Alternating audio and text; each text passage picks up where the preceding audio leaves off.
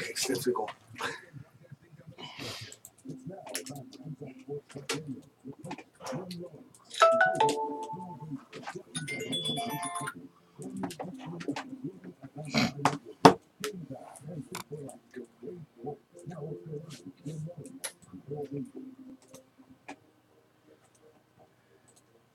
And good afternoon, and welcome to another edition of Inside Sports Talk Radio on this Monday, July 2nd. Oh my God, July 2nd already, 2018. I'm Ian Rollins, along with co-host Earl Baston, Don Best of the Controls, and of course, the visiting Mr. Nick Jones. Good afternoon, gentlemen. How you guys doing today? All is well. Awesome. Awesome? Yep. Mr. Bassett? Good, sir. On the controls. Real Have my back that way. Mr. Bassett, he had to bring that thing back because he figures he's got the next Yeah, hour and a yeah, half yeah. off.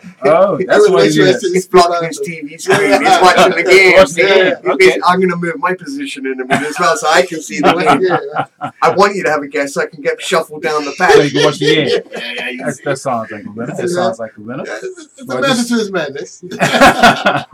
Just bring our listening audience up to par regarding the World Cup. It's Brazil up 1-0 against Mexico in the 61st minute. Brazil skipper Neymar put them up in, I think, the 57th minute, put them up 1-0. So Brazil is up 1-0 against Mexico. Still a lot of time left, Nick. Big boogie around there. I think, you all want your teams to do well and so on. We all have our favorite teams and everything as far as football is concerned.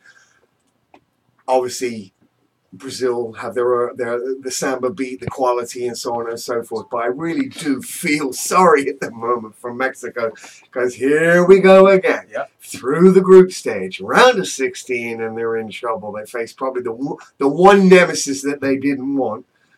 They get. So I feel for them. And of course, it makes a difference for us because the further CONCACAF go with any team in the snare, and the better it is for Bermuda and for especially when we're still arguing about the amount of allotments for 2026. So 1-0 at the moment. They look good for it to begin with Mexico, and then they sort of went back in their shell again. But there is a lot of time to go, so we'll see what happens. Sure. Just want to also let our audience who are guests going to join us today. Earl Bason's got a good guest coming in. You care to share that with us, Earl? Peter Ricard from Atletico CP Atletico. They're off to the World Futsal Championships in Florida. Defending champions. Champions. Yeah. Wow. Yeah. That's good. That's good. And that's what, this weekend? I believe it is this weekend coming up. Okay. Cool. Well done, Bermuda. Yeah. We also have Mr. Mark Simons, Bermuda Bodybuilding Federation president, join us in the studio, and we have some representatives, or as I say, competitors that will be joining us in the studio who will be participating this Saturday. They put it all on the line after some hard, grueling work over the last 6 to 8 months as they prepare for the annual bodybuilding show that's going to be at the Fairmont Southampton Princess, getting underway at 7 p.m. So they're going to share their thoughts and share their secrets on how they train, how they diet, and prepare for it. Nick Jones knows about that. He's put people through it, and he's done it himself. Way back. Easy tiger. I'm sorry. I'm sure he can turn it around. Just give him some time to make it happen. So that's going to be our lineup today. Also, Kenny Thompson's going to join us in the studio, and Mr. Maurice Maceo. Sorry, Maceo. I'm saying Maurice. Maceo Deal. Thank you. He'll be joining us. The coaches symposium or coaches clinic will be License B this weekend, I believe. They're going to be joining and discussing that in the studio with us today. So we've got a lot of information to share with our listeners. And of course, the big talk is World Cup. Just want to throw off a little bit. The big story last night in the North American sport, as you know, LeBron James, I think is no surprise. He signed on with the Lakers. There was talk that, he's too old. Let's be real. He signed up not just because of the money he's making. He's going to make the money after. He's got two young boys, I think 12 and 10 years old, who are looking to obviously aspire to be NBA players by looking at universities and things of that sort. And he's got 2 houses and a production company in LA. So he's moving forward to say, you know what? I've done all I can. 15 years on the East Coast. I'm going to play for the West Coast now. I want to be a part of the Department of Gold. Yeah. What do you guys think? I think it's a great move for him. I still think he's, yeah, it's all about his family and it's all about a new challenge and so on and so forth. But if anyone sits and is not honest enough to think that he's still chasing after Michael Jordan, is in a dream world, because he is. Oh, yeah, of course. He's still chasing after Jordan. That's what flushes him to do what he's got to do. Or And believe it or not, wants to. that's why he had to move from the East Coast. Yeah. No, It's both of too you are close to right. it. Way too close to it. If he moves to the West Coast, some of that dies down. Magic's been out of the game for so long. Kirby, 2 years now. you know, those guys have been out, but they didn't have the impact in which Michael had. So playing on that East Coast, playing so close to Chicago, they're always going to have that in the back of people's minds and talking about it. So. I see. You know, it's like it's like the shadow of Jack Nicklaus over Tiger Woods. Whether you think it's there or not, believe me, it's there. We're all sports, you know, any sports personality or any sports player, whether you're playing in the Pee Wee football or you're playing at NBA level or whatever you're doing. We all thrive and strive to be the best we can and to win. That's the bottom line. Some of us, you know, win better than others. Some of us don't take it as well. But, you know, that's what being an athlete's all about. So that dream is still in front of him. And he thinks, obviously, that it fits with his plan, with his family, and so on and so forth, for him to have this move to LA. Go. Big question is now, do they find another to help with the supporting cast? I honestly believe they have 3 other players on the way. I think you're right. Yeah, I think you're right. They have Both of you 3 guys other players on the correct. way who are now looking at their contracts and deciding, you know what, maybe I need to try and do something else. Not very good for us on this East Coast, though, mate, because now you guys are going to have to stay up until 10, 11 o'clock at night to watch the game start. Yes. All those people that used to watch the Lakers before, they'll be out. Yeah. They'll be out. I'll still hit record switch. Oh, you used to watch the Lakers, innit? Yeah. Oh, he's a Laker boy. No, he's becoming a Laker boy again. No. I still am. Let me get it. I ain't heard you. Don, can you back me up on this? Have you heard him talk about the Lakers since we've been on this show? Well, there was No, nothing to not talk with you. about. It has nothing to talk about, but I still support. I still go. Look, I've got the app right here, mate. Let me prove it to you, right? You probably put that on. It wasn't out that long. No, I've had the app. I got the Laker app. I got a 49ers, and they have no well suit in the NFL. I'm still a 49er fan, right? So no. Don't put me in that category. I don't just hop on no bandwagon. Matter of fact, I was telling my boys at the gym this morning. I said I think I need to take a trip to New York this season to either see LeBron play in New York or take a trip to LA to go see him play in LA. You'd probably be better off going to watch him play in Brooklyn. Oh, I see. Yeah, of course, tickets, but I'm not really worried about that. And No, not tickets. It's just the options are a lot easier there. Yeah. Well, I like Madison Square Garden. I went there last year. I sold out even though the Knicks could be 0-50. Yeah, so And they set it up.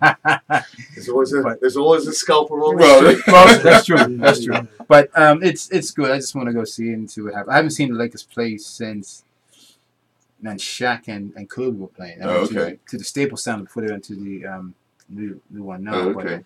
But when I was in university, I used to come to Atlanta. That's when I used to go see them. Again, on the East Coast, right? So that's when I used to do it.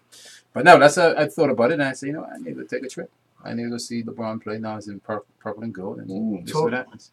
Just, I don't want to interrupt you, but I asked your permission before. I just talking about great people and great sportsmen and so on. So I was privileged enough on Saturday night to go to a Saltus alumni cocktail dinner party, but it was really all about one thing and one person only, and it was really to honor John Beard's 40 years at Saltus. And we worked it out as, the amount of students that he's had an influence on in 40 years. I even remember when he took Andrew Bascom to England, the amount of guys that he's taken, Kennard, Pascoe, and all these boys, people that he's taken around and shown the world to and opened up doors. He's been a soundboard, a sound person. He's been brilliant for the Bermuda Football Association whenever he served. Whatever John Beard's touched, he's done with class throughout his career, and it was a great night to be there and be part of it. And I just wanted to say well done to John Beard once again. He's got a big challenge on his hands in 2 weeks. Yeah.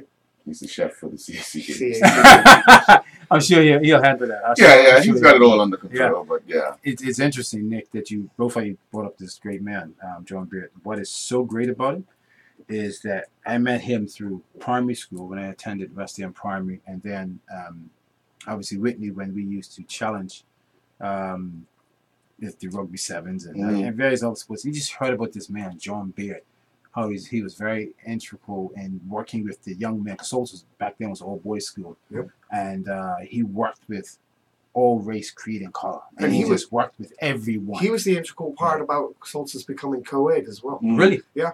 People don't realize how much that man's done behind the scenes, because he is a behind the scenes person, always has been, and he puts in a lot of time and effort. And I know that the Bermuda Football Association will ever be in his debt for all the work he's done for them. I know Soltis, and I know thousands, not hundreds, thousands of sportsmen that have come through his ranks over 40 years. They've all been influenced by a great man, a great gentleman, a great sportsman, and he deserves every accolade that he got. So well done to you, Johnny Beard. If you actually get to listen to this, or somebody can pass on the message that we did say well done to you on the show today, and once again, congratulations. What also was outstanding about him is that whoever was his opponent in primary school or high school, he always went and talked to the opposing athletes. Or give you advice. Yeah, he wasn't like a person like, okay, I'm the Soldiers, I'm going to stay with Soldiers, you know. Yeah, we lost or we won, this is how it's done. No. He came, hey, I'm so-and-so, I'm Mr. John Beard. Look, great game you played. We can work on this. Yeah, He's very always kind. been like that. Yeah, okay. Well, we're going to take our first commercial break, and when we come back, we have first guest, I think Mr. Mark Simons in the studio, so we'll bring him in. Sure, this is actually can become with the US. Can become now. This was from last week, right?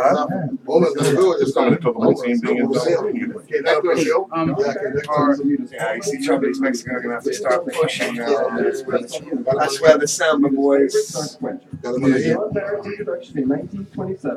I actually thought when they first started, I thought Mexico were in complete control. They didn't score. That's where trouble starts. If you don't get that goal, they're going to have to start pushing for a while. This cup match, pull on happiness with Coca-Cola. Lindos, why anyplace else? Calling all players. What time is it? It's game time. Fun and dependable sports betting on NFL, NBA, Major League Baseball, sports, English Premier League, and more. Weekly promotions. Instant win games. Be a lucky loser. A lot of guys get bumped here. Suarez yesterday was unbelievable. You know, you talk about that VAR. So you talk about that VAR. If anything should be repeated on VAR, is that the playbacks from Suarez yesterday saying he was hitting the head and he wasn't. They should be able to book him afterwards for running around and crying. Are reaching benefits. 60% of claims settled automatically. Low-cost life insurance and individual health cover. Security in retirement. What I'll do, I'll start with these guys first. Chico, come here, Chico. Come sit, take a seat on the back here. I'm sorry. Take a seat right there. Yeah. So take a seat. Orange chair. I'm sorry. Does it? Katie, what's up, mate? Right? Go straight through. Afternoon, everybody. Is he going to be talking with you, the young man? Okay, just pass me headset and we'll finish, right? Just take a seat, Sam. You put that on. I'll start with you guys first, because that's how we thought it was going to be done. At 8 p.m. and end in the early hours of the next morning. This will coincide with the daily schedule. Yeah, how you go? Hi, this is Pat Clark. We invite you to Yeah, I'll do this first, because I thought about his camp. He said, though he has another person there, but still. That's how I thought, so he's just going to. And Mark's not here yet, so. I thought Mark was phone up number and location at 35 Church Street, Hamilton. We look forward to being of service to you as you live your travel dreams. Game Now, back to Inside Sports with host Ian Rollins and co-host Earl Baston. And welcome back to Inside Sports Talk Radio. We want to introduce our guests this afternoon, Peter Ricard from Athletico CP, right? Yes, sir. The defending champions of the Futsal World Championship on the 12 division. Yes, sir. Heading back. Heading back. How has preparations been going for you and the youngsters? Preparation's been going excellent, thank you. We're taking 2 teams this year, U12 and U14.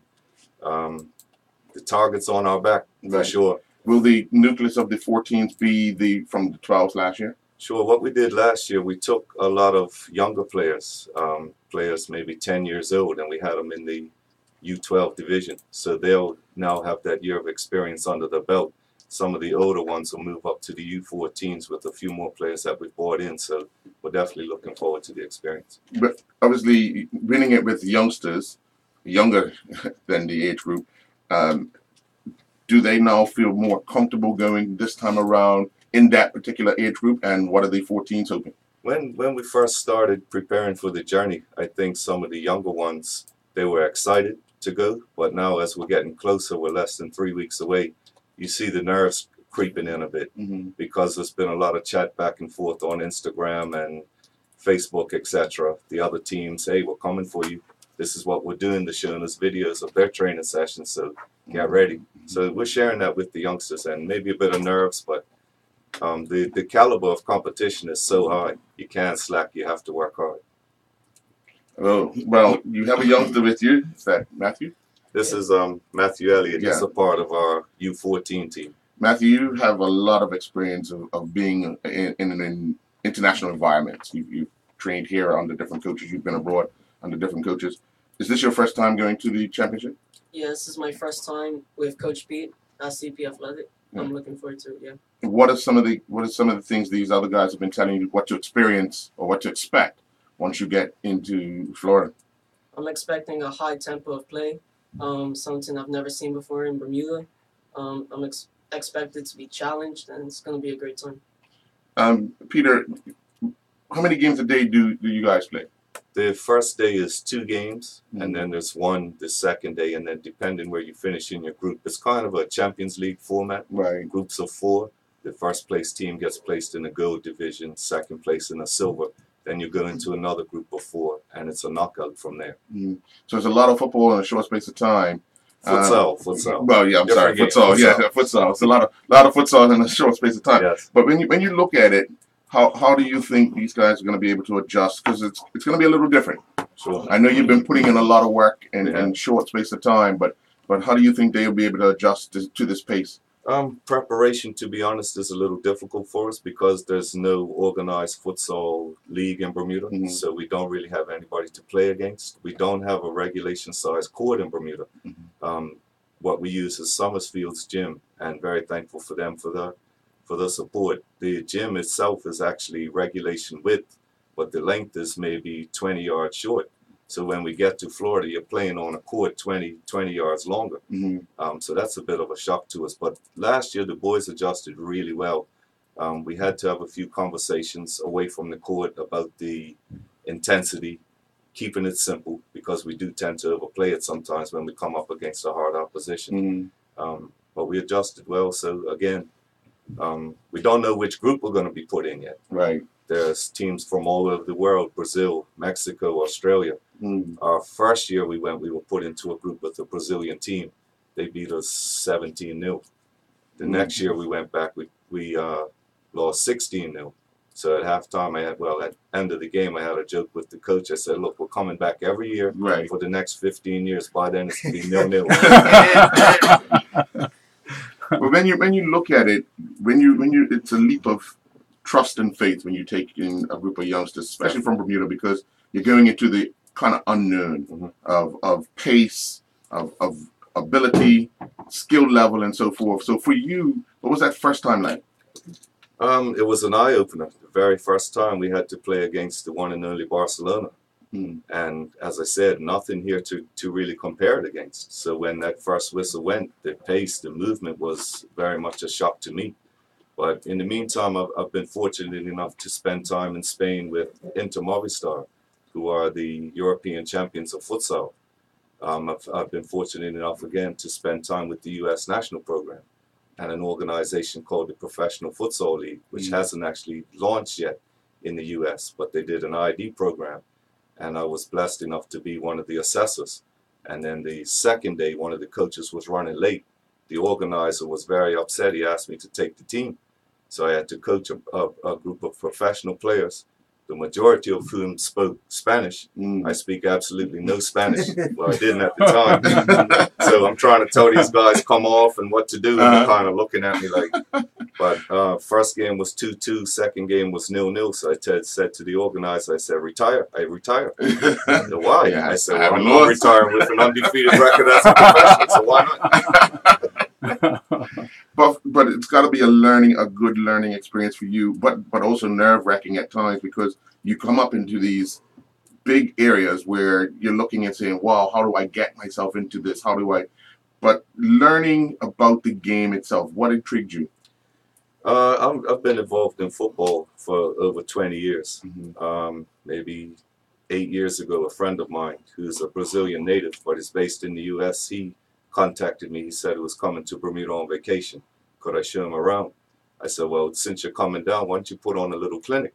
And he introduced me to the game. I saw the benefits as it relates to football, the touch, the movement, the pace. It really intrigued me, so I started doing more research on it. The deeper I got into it, the more interested I became, and the more I realized is that for me personally, this is the route we should be going with as far as youth development. I say that because last year, the technical director of Flamengo, a huge club based in Brazil, he put on a clinic, and we attended. And he was saying that from the age of 6, when they first start to bring players into the club, that's all they do, futsal, up until the age of 12. Then from 12, they start to introduce 2 sessions of football, 2 sessions of futsal. So the Brazilian player, by the time he's reached age 10, 11, his technical skills are so much stronger than somebody that's not using the game. His touch, the way he controls the ball, his movement without the ball. So these things translate into football. I mean, you see it now. We were just in the room outside watching football, the World Cup. I was saying to Matthew, have you recognized any futsal skills within the World Cup? The sole of the foot, your first touch. You see players like Neymar doing that all the time. Heel down, toe up. The quick movement, the 1 and 2 touches. That's all comes from futsal. Yeah. Matthew, how have you adjusted to the indoor game coming from an outdoor background? I had to realize that positions weren't as important. I would say I had less time on the ball, and so I had to think about where I was going to pass it before I got the ball. So that all helped improve my outdoor game as well. Your squash help you out with your fitness? Yeah, for sure. I have a question for you. How did futsal help with your squash? I would say the movement aspect, like running, agility. Yeah, agility, getting to the ball. As defending champions, is it going to be much pressure? I mean, you was telling us that in the first 2 years, the experience you have with Brazil. What teams do you think you'd be going up against? I know you don't know what category or group you're in, but as the defending champion, it's not an easy task. They have a presence on Facebook, United Futsal Association, and they just released maybe a week ago that Botafogo is going to be coming from Brazil. Rio de Janeiro is going to be coming again from Brazil. There's actually some really strong programs in the U.S. because futsal's taken off, and there's a large Latino community, and that's what they play. So you might get a team that's based in the U.S., but when you look at them, it's all Latino players. We have teams that come all the way from Australia. The level over there, they have a professional league. The level in Australia is really high. Central America, Canada. So you never know who you're going to come up against. You just have to be prepared. And we've been training twice a week. We've actually, the under 14 boys have actually been playing against our adult program. We have an adult group that comes in and trains against them on Sundays. So we'll scrimmage for maybe half an hour after having done half an hour of drills. So they're able to put the drills into practice just after they've finished them. And for the younger group, we'll train right before them, but we'll do about an hour of training. Cool. Well, best of luck, John. Thank you. Appreciate it. Thank you. Any All right. questions? Yeah. Best of luck, and I'm sure you keep our base now and you know what's going to happen. Thank you, gentlemen. Appreciate it. Of course, you're supporting who today? Brazil, of course. Okay. The home of futsal. There you go. And that score is still 1-0 in the 84th minute, 6 minutes of regulation. Yeah, I'm sure there'll be additional time. So we'll see what happens. Call it Mexico time. Mexico time. All right. We're going to take a commercial break. When we come back, we'll speak with Chico and Michael Jones and others who will be representing the Bermuda Bodybuilding Federation competition this coming Saturday. We'll be back after this. Inside Sports Talk Radio has been presented. Cool, not a problem. You guys up. That's Oh, I see. I see. Let's not. Good luck, guys. Good luck, right, mate? All right. Make sure you stand all the Thank way you. out. Appreciate it. Appreciate it. All right. I gave you my number. Yeah. Shout out. I'll give you updates on the team. Okay. Appreciate it. Good luck, sir. Appreciate it.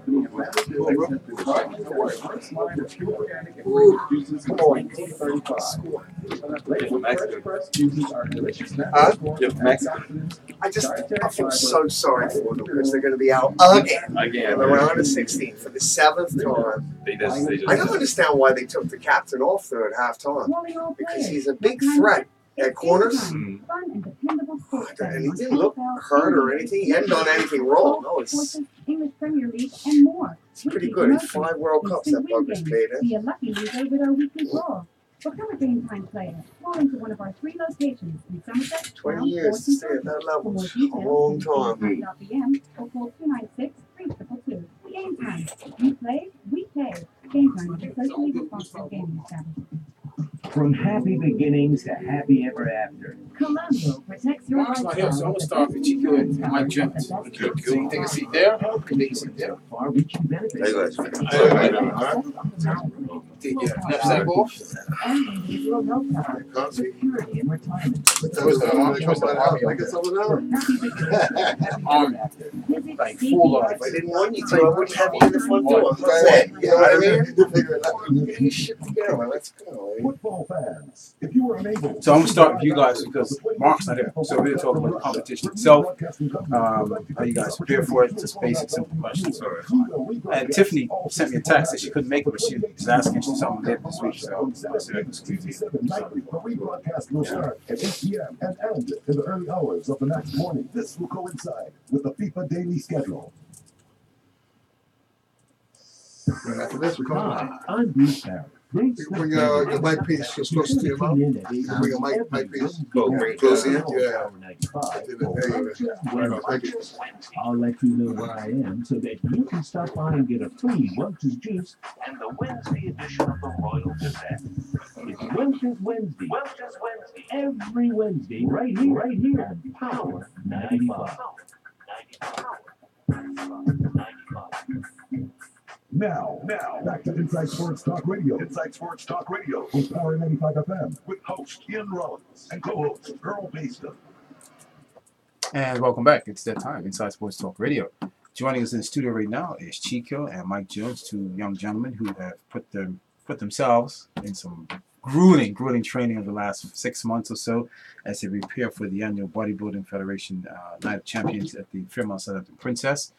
We was waiting on the president, Mr. Mark Simons, to join us, but he's not here right now, so we'll move forward with that. Good afternoon, gentlemen. Good afternoon. How you guys doing? Good. You guys are so mellow right now. I wonder why. It's that time where the body starts to tweak, the mind starts getting a little hesitant, and like Anxious. body saying one thing, the mind saying something else. Yeah. I'll start with you, Mike. Is this your first time or second time competing? Well, it's my first time, Right. Okay. But I tried it before, but this is I consider this is my first time. Fair enough. So I'm still an amateur. All right. What made you say, I'm going to take it to this level now and see what it's all about? Because this is not an easy task. A lot of people don't understand what goes behind the scenes to get where you are. I don't know. I just guess it's life decisions. It's something that I feel makes me better every day. And as I progress, I just want to get better and do more. Mm-hmm. I see a lot of people look up to me. Mm-hmm. So that encourages me. Right. That's about it. You've changed over the last 3 months, 4 months. I know your meal plan. I don't know your meal per se, but what I know of it is that you eat 5 to 6 meals a day, and you change your training program, your regime. Has that helped you to get where you are now? Yep. Definitely. Yeah. Definitely. What's different what you're doing now in the 3 months as opposed to 3 months prior?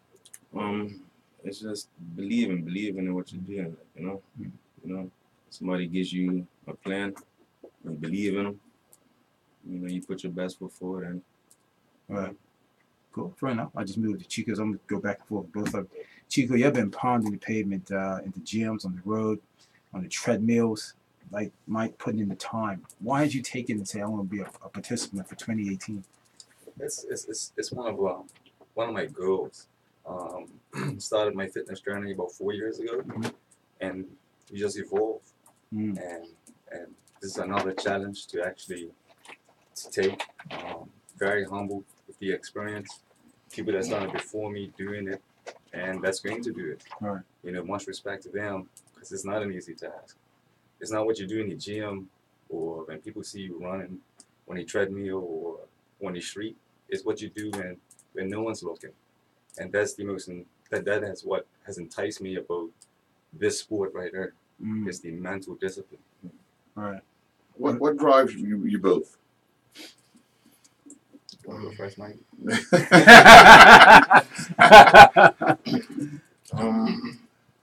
Like I said, it's just having a hard life, like, you know, and this just makes me feel better about any situation that I go through. You know, it's rough out here, so I just find something that just keeps me pushing forward. And you know, everybody's got something that keeps them going. Like, you know, and this is me right here. You know, I realized it in the last few years I'm in training. You know, I just keep pushing forward and getting better. Mentally, it's more of a mental game now. That's true. You know, right. Just trying to sort of structure my life and just do things differently. You know, gym, I just feel you're always growing. You know, you don't stop growing in the gym. That's true. You know, as they say in sports, it brings the best out of you, right? Yeah. That's a person. Yeah. Chico? My kids, you know, gotta show them by example. You gotta lead from the front. You start something, you gotta finish it. You know, it's easier said than done. A lot of people quit, you know, but with specifically with this sport right here, it's the consistency every single day that shows the results. And at the end of the day, if you put in the time, you know, you'll be ready with no shortcuts. And the gym don't lie to you. 25 pounds is 25 pounds. 100 pounds is 100 pounds. It does not lie to you. Right. You know, so it's a self check in there. So Lion don't lie. Don't lie. It's true. That's so true. One thing that people take for granted is rest. They understand the meal plans, they understand the training, but they don't put their body through the rest, saying, "Oh, you don't need a rest." But you know full well, both of you have been through it, you experienced it. That rest is so important because that takes you to the next level. What sort of rest periods do you guys go through daily as you prepare for the event on this Saturday? Well, right now for me, I took off from work because I know that rest is as important as it is lifting the iron. So I'll go gym early morning. I already took a nap today prior to coming to this interview. And then probably do one more gym session tonight. And then once the kids are asleep, I'll do my last, you know, I'll probably go sleep after that. So, Well, to be honest, I ain't got too much rest, and rest is very important. But like I am running my own little business right now. Right. You know, I still need to get things done. But you know, on a Sunday, I'll probably sleep the whole day. Really? Yeah. Wow. Just to catch up, but you still have to make time to get your 8 hours in. Right. Right. Fair enough. But if I don't get the 8 hours through the night, I'll try to squeeze it in somehow through the day, another hour or two. Sure. Before we go to you, Nick, just want to give an update here. It's now Brazil 2, Mexico 0. It's 2+ minutes in additional time or injury time. So it's 2-0. So it's safe to say that Brazil will move into the next round, which is the quarterfinals. So It was Mexico's time. yeah, Mexico's time in extra time. Yeah. It's Brazil's time to game. Sorry. Go ahead, Nick. No, hey, welcome, guys. I'm looking at you. You're in great shape. I'll have just two things. One was just to have a good laugh at you because I noticed that both of you have still got your hair on your body. So the nasty part is yet to come because I remember those days. So I suppose somebody's going to be shaving you, or you could do it like I used to do, where you get it waxed and you cry for a month. But yeah, one or two. So I was looking at both of your legs, thinking, oh yeah, they got the pain to come yet. But what about your training itself? Splitting up. Rest, as we know, is very, very important. But Chico, you're just saying about you were doing one in the morning, you're doing one in how during the week, and Mike was saying he sleeps on a Sunday. During the week, how do you split yourselves up during off season and now as you get harder right to the peak and you have to be in peak form on Saturday night? with this sport, you become a master of time management. That's one thing. You always think a day, 2 days, 3 days ahead of what you're doing, and you prep for that. You know, it's just preparation. And for me, you know, my goals are bigger than my excuse. That could be an easy excuse. You know, if I let that if I let time management mess me up, you know what I mean? I shouldn't even be doing this. Well, it is, I mean, it is. That's how it is all based out. Obviously, it's because it's a 7 day a week, because 365 days a year. Because even when you're not physically training, your mental game, as far as the rest is concerned. And then the other big thing is we always sit here, we're talking about pumping the iron, and pumping the iron. But the food plan is numero uno.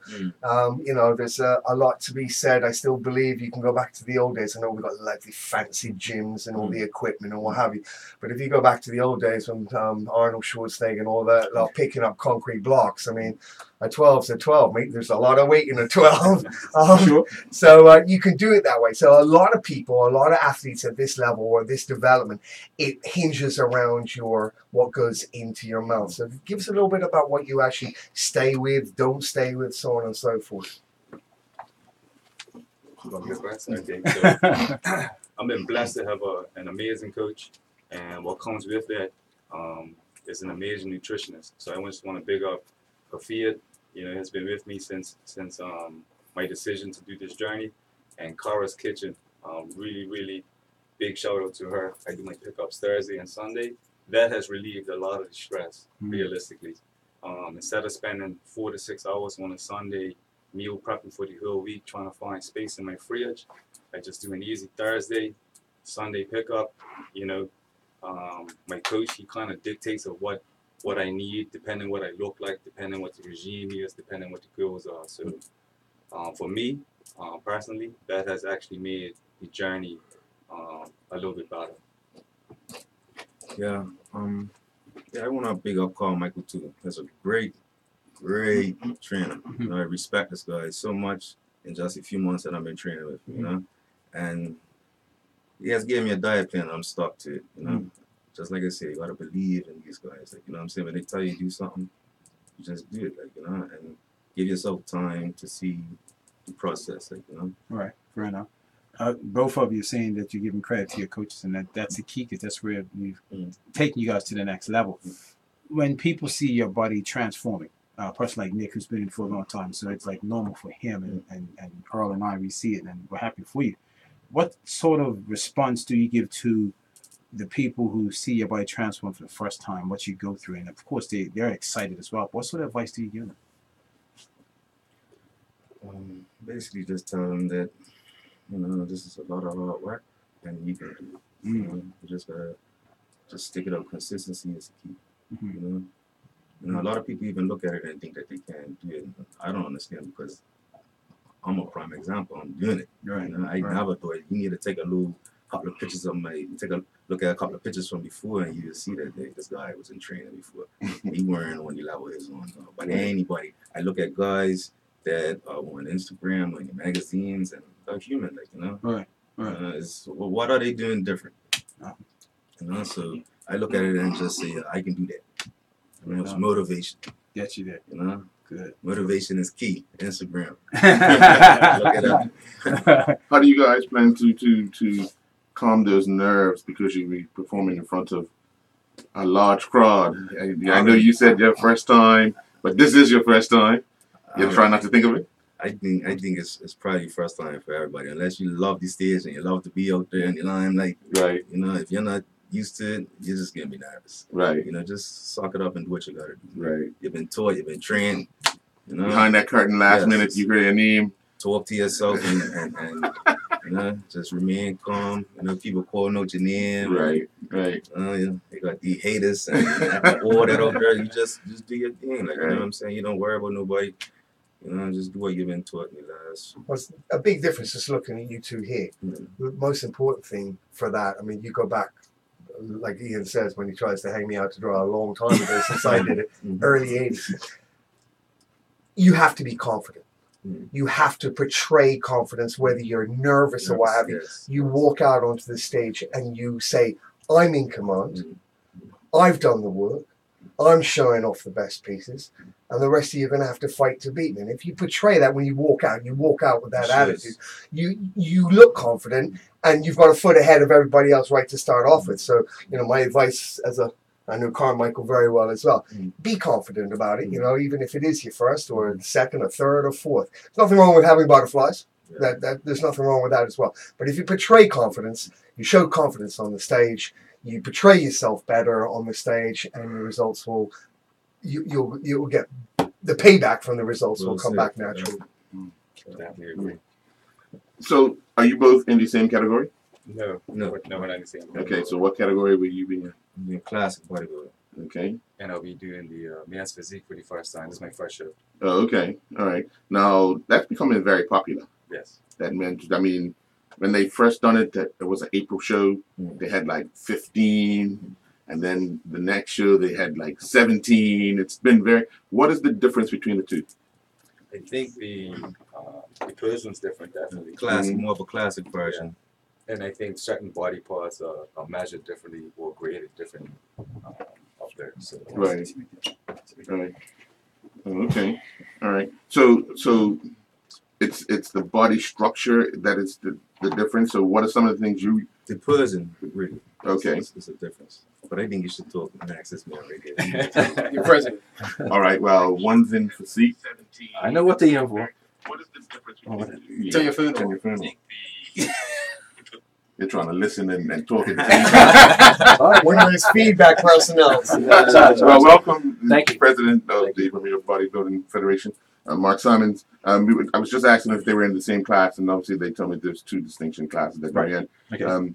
What will the judges be looking for in the two different classes? Okay, so classic physique, which what Mike is doing, is just a small step down from bodybuilding. Okay. So it's designed for guys that are slightly smaller than bodybuilders, but with the same muscle development, but smaller. Okay. And then the equipment, right. the trunks are a little bit bigger. Okay.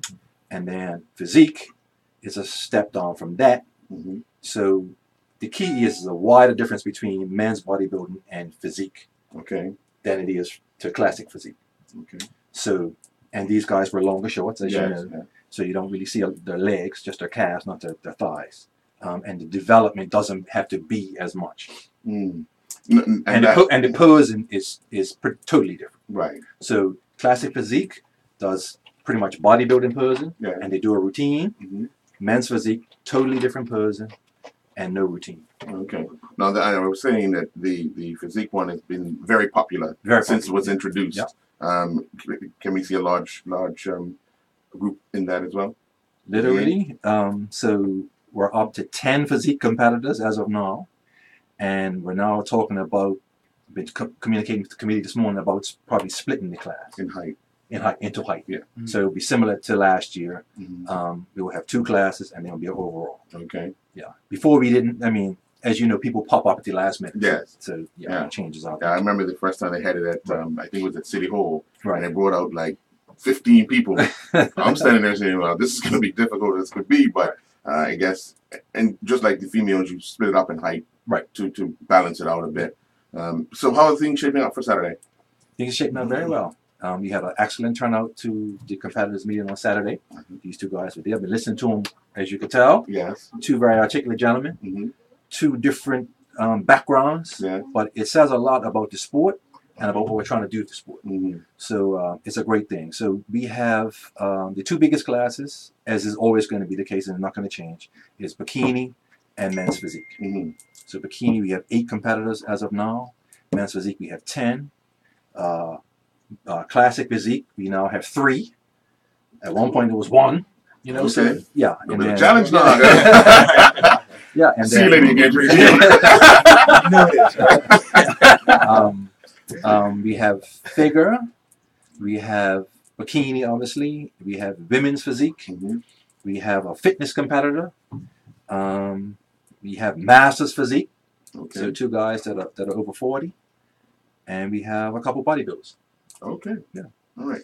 But we do have to break away for news. Before we break away from this, just want to ask one question, Mr. Simons. Sure. Can you see the sport growing under your leadership under your whole team, I should say, Right. but it's grown in the last 2 years regarding the number of competitors? Well, the number of competitors has to do with what people are doing at the particular time of year. Okay. So last year we had more competitors. Okay. But that was because the show that we're getting these guys ready for, it was later. Mhm. And we had a lot of people that were gearing up thinking that the CAC is going to be in August, but they brought it back a full month. Right. So the CAC is going to be on the 28th and 29th of July. Therefore, we had to advance our show. Right. So that is the hiccup that we encountered this year. Now, hopefully, the CAC governing body puts the date back. But if not, we will change what we do. Okay. You know, I mean, it's the sport is growing. So don't let the amount of competitors you see in any given year think that isn't happening. It's yes, it's got to do with the federation, but it's more so to do with the trainers that are out there with these guys, Right. enlisting these guys and bringing them to us. Yeah. Okay. All right, we do have to break away for the news. We're going to have Mike Sharp come in and do the news for 1 o'clock. So we'll be back with more Inside Sports Talk Radio after the news break. Inside Sports Talk Radio. Sorry, fellas. No, that's all right. We're not sorry. Come on, Mike. Thank you guys. Yeah, it's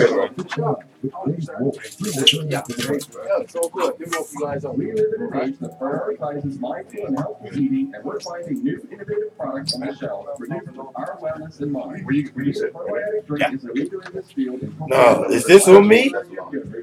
Should I? You can record me? These drinks are raw, free of dairy, Can you turn it away from me? and suitable for vegans. We're featuring Avita organic probiotic and a bunch of drinks. We'll bring it down halfway so they can't see me. Calling all I'm players. ugly, but I don't want to be all over the street. Fun and dependable sports betting on NFL, NBA, Major League Baseball, golf, horses, English Premier League, and more. Weekly promotion. Vacation rentals, that's it, right? Yeah, that's it. Call into one of our 3 locations. No sponsor, right? No sponsor. For more details, visit GameTime.pm or call 296-3222. Game Time. You play, we pay. Game Time is a socially responsible gaming establishment. From happy beginnings to happy ever after. Colonial protects your lifestyle with the best insurance cover at the best possible price. Health insurance with far-reaching benefits. 60% of claims settled automatically. Low-cost life insurance. And individual health cover. Security in retirement. A custodian pension plan. For happy beginnings and a happy ever after. Visit cgrgroup.com or call 296-3700. Colonial. More people come first. You're up to Power 95, Bermuda's big station, and 94.9 FM, a Bermuda Broadcasting Company station.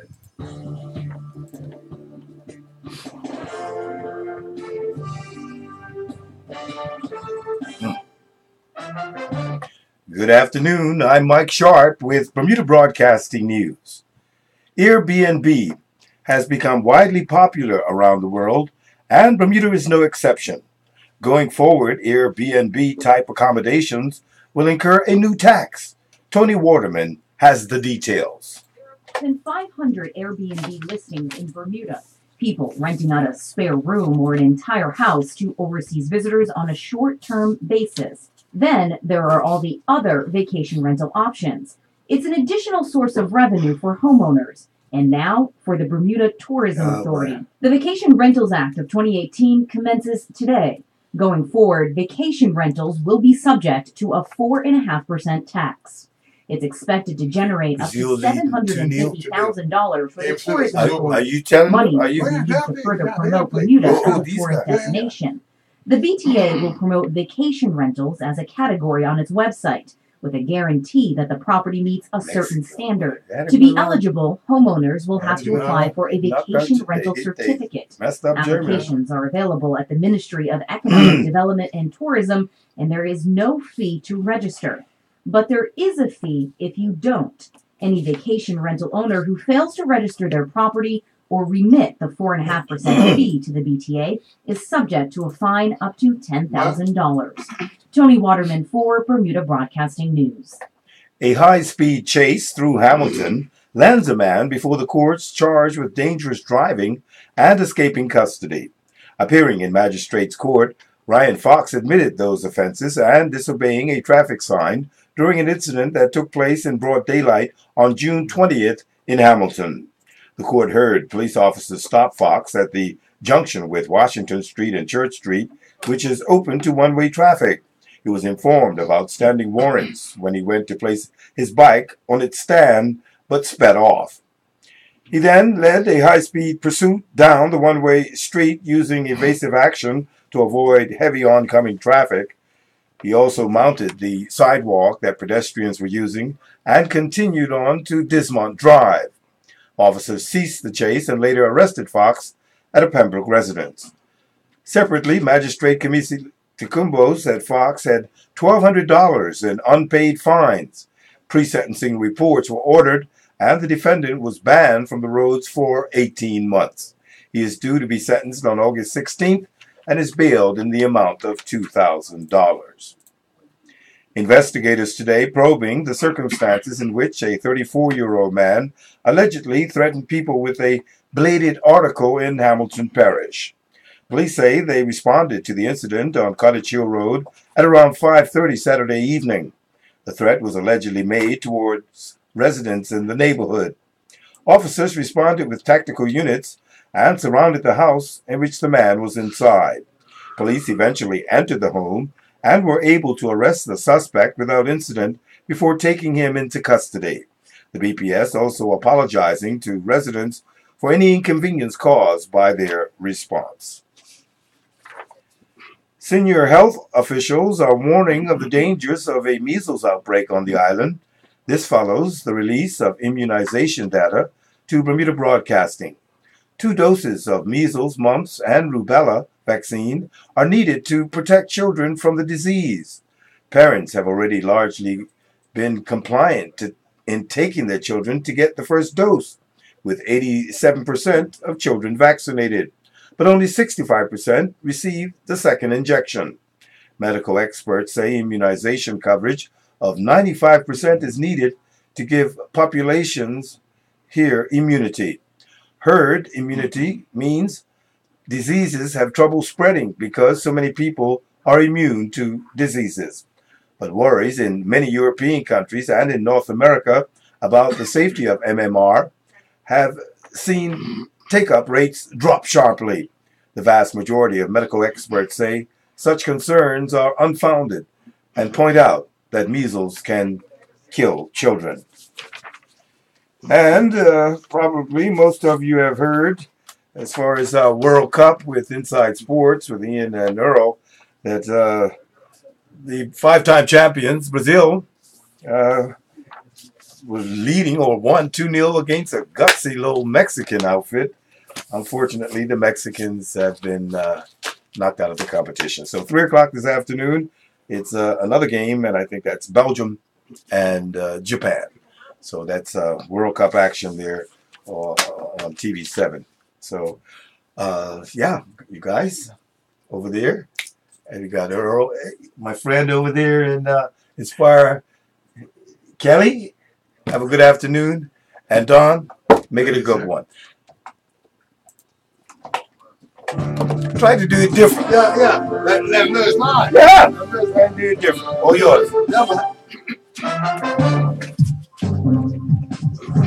This weather update is provided by the Bermuda Weather Service, sponsored by BF&M. All right, thank you very much, Mike Sharp. And weather watch right now. Sunny cloud conditions out there in Bermuda. Isolated showers and thunder showers as well. Winds are out of the east to southeast high today, 83 degrees. For tonight, partly the mostly cloudy skies, more shower activity. Chance of thunder as well. Winds out of the east to southeast, a low 77. Checking for Tuesday. Rather cloudy with a couple of showers. Chance of thunder for Tuesday, too. 81 degrees for the high, a low near 76. Wednesday, hump day, cloudy to start with chance of showers again. Gradually improving for Wednesday, high 83 degrees, a low 77. Checking for Thursday, sunny clouds again. Winds are from the southeast. High for Thursday, 83, a low 77. Long range forecast for Friday, sunny cloud conditions. Winds out of the southeast. High 83 degrees, a low 77 degrees.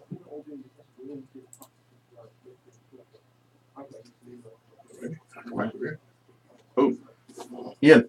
The F&M. Now, back to Inside Sports Talk Radio. Inside Sports Talk Radio with Power 95 FM with host Ian Rollins and co-host Earl Beeston.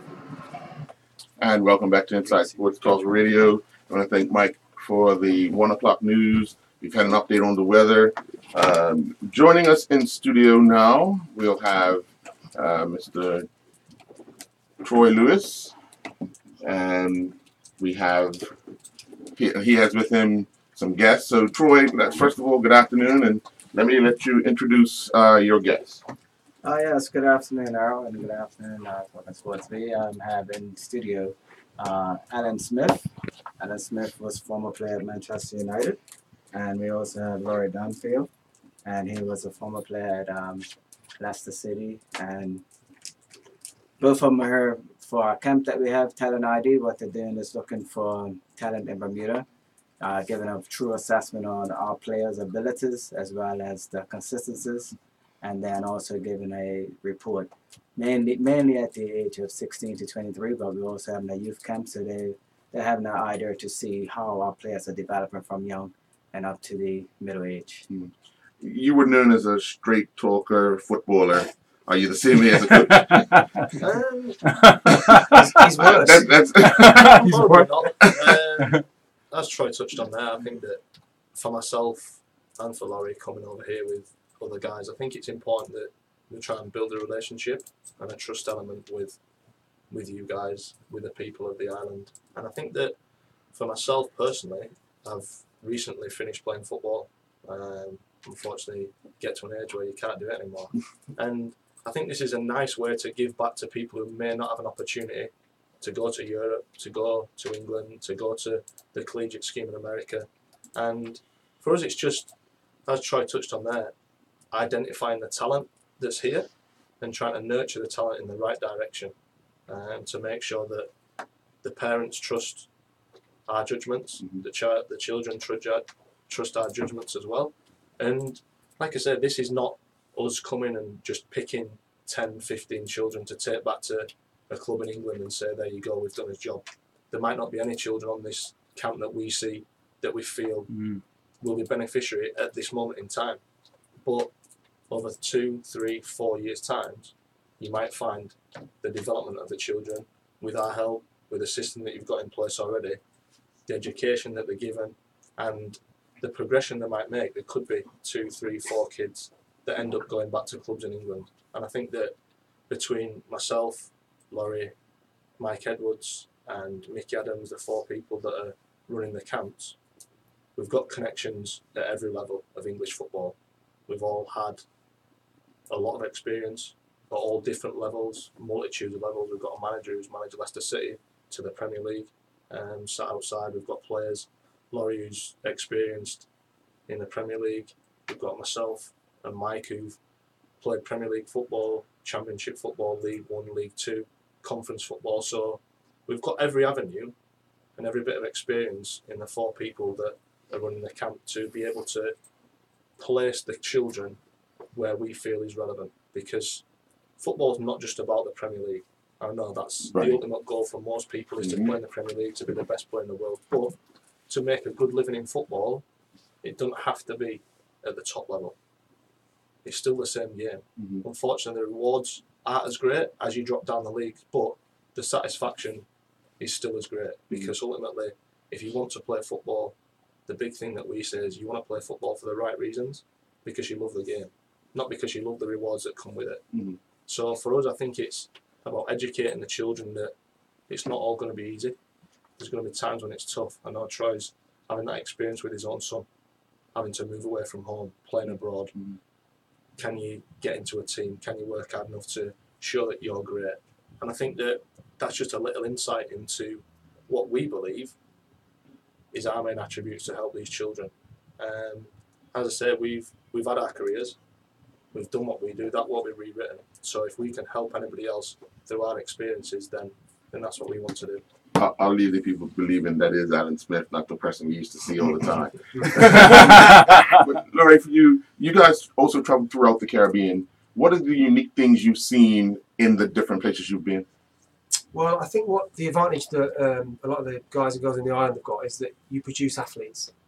So I'm trying to tell the kids when we're talking, we had a meeting last night, trying to say to them that, you know, we're not expecting you to be the finished article now. You know, being an athlete is great, and we can then, you know, kind of work on that and fine tune those skills.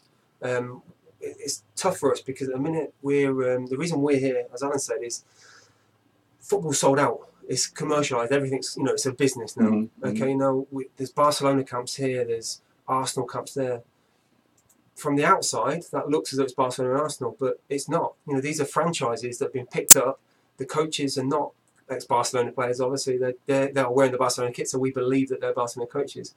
So that is what led us to the island to say, well, actually, we want to come here with a tangible product, ex-Premier League managers, ex-international players, that kind of thing. Say, right, we're going to give you an honest assessment. We're trying to drive the long-term kind of project here and work over it. And what's been nice for us to see today is we've seen some good players. You know, we myself and Alan are based in America for part of the year, and I'll be honest, they're a mile off.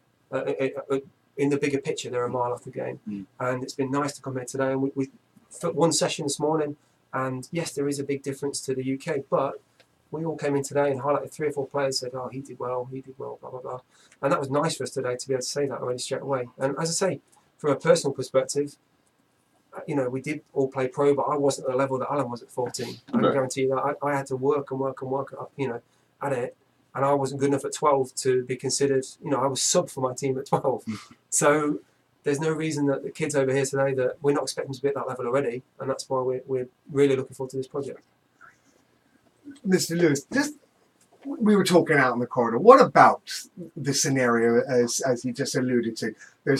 We've got 20 different organizations running 20 different camps and 20 different angles and 20 different thought process. Isn't it time in the island that we get onto one page in some shape or form for the island to go forward? You know, with under one. I mean, obviously the BFA is the governing body. Shouldn't we all, you know, there's nothing wrong with experiencing other things, but shouldn't we all be on the same page as far as fundamentals, basics, all trying to do the same thing? Well, I believe that first of all we have to respect the BFA and whoever's in it, no matter which persons are in the executive or the BFA, and understand that they are the governing body, and every association or every club or whatever they want to do in football, they must also communicate with the BFA so that we aren't pulling against each other, because it's not a lot of footballers in Bermuda. So we want to make sure that every player has his ability to do anything. Now, to get on the same page of let's everybody do the same thing, I don't think we agree. I don't agree to that. I think expose the kids to as many different things as they can, and then they're able to excel in one or the other. Some may excel in futsal, some may excel in beach soccer or on the game, and some may excel later on in life. But the thing is, for us, we have to get on the page to understand that let's not fight against each other. Give the kids the opportunity to be a part of everything and not that I don't have to choose.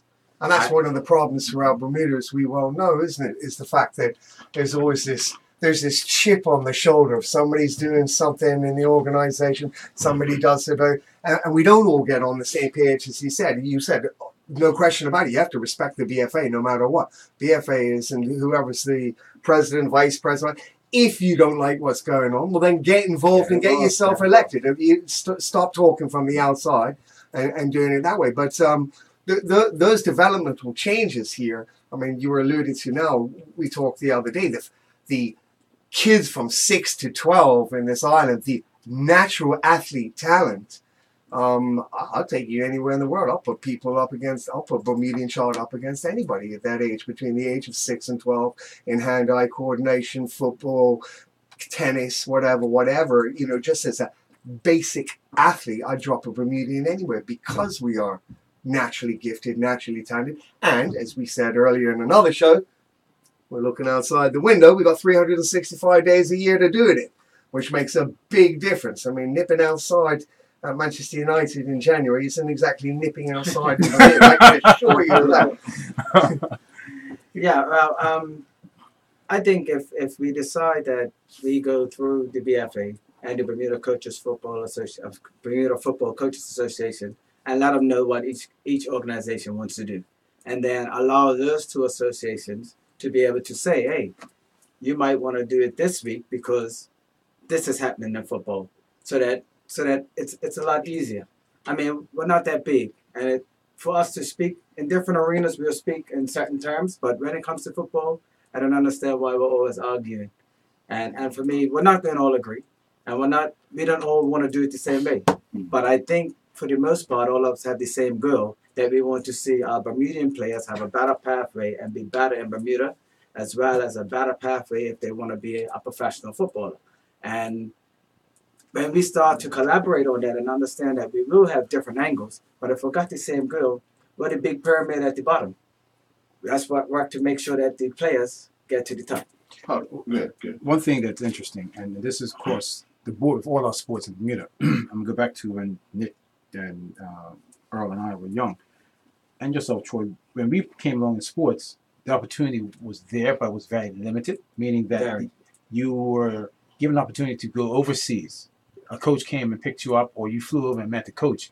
You're bringing these gentlemen here over the last couple of years, and not only broaden the horizon, but saying that the format that he's saying can work not 1 year, 2 years, saying long term.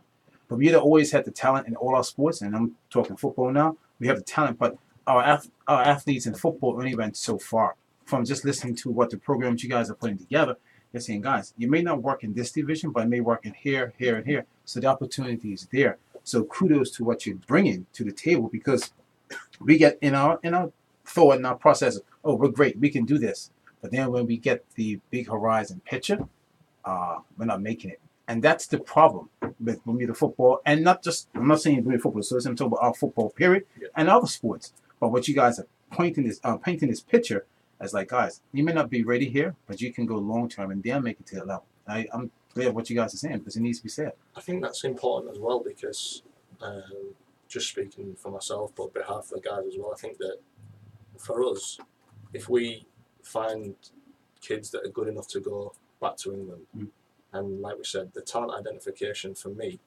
the biggest task for you is to find the right place for the right player, because a lot of clubs have a totally different format.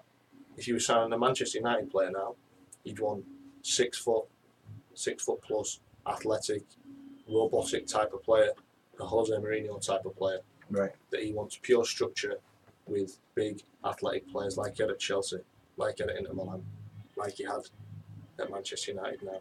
Correct. If you were selling for a Manchester City, for example, you'd have a totally different type of personnel. A perfect example, you signed Firmino. Yeah.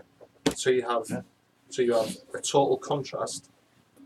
Great players, because they're both competing at the same level, but a totally different style in terms of the size. The ability in terms of technical ability would be totally different. So I think for us, that works all the way through the levels, because I played for MK Dons, which are a team in League One and Championship, who would play more like a Manchester City. Total football, split front back, centre halves need to be able to play. People drop into positions, which is a total contrast from a lot of teams at that level, because a lot of the teams would be really physical. So it would have been about physical ability, strong tackling, strength, aggression, etc., etc. I was fortunate as a kid to play for Leeds United when I first made my debut. That club suited me perfect because of what you touched upon before. I'm an emotional player. I play with my heart, sometimes my head, but most of my heart.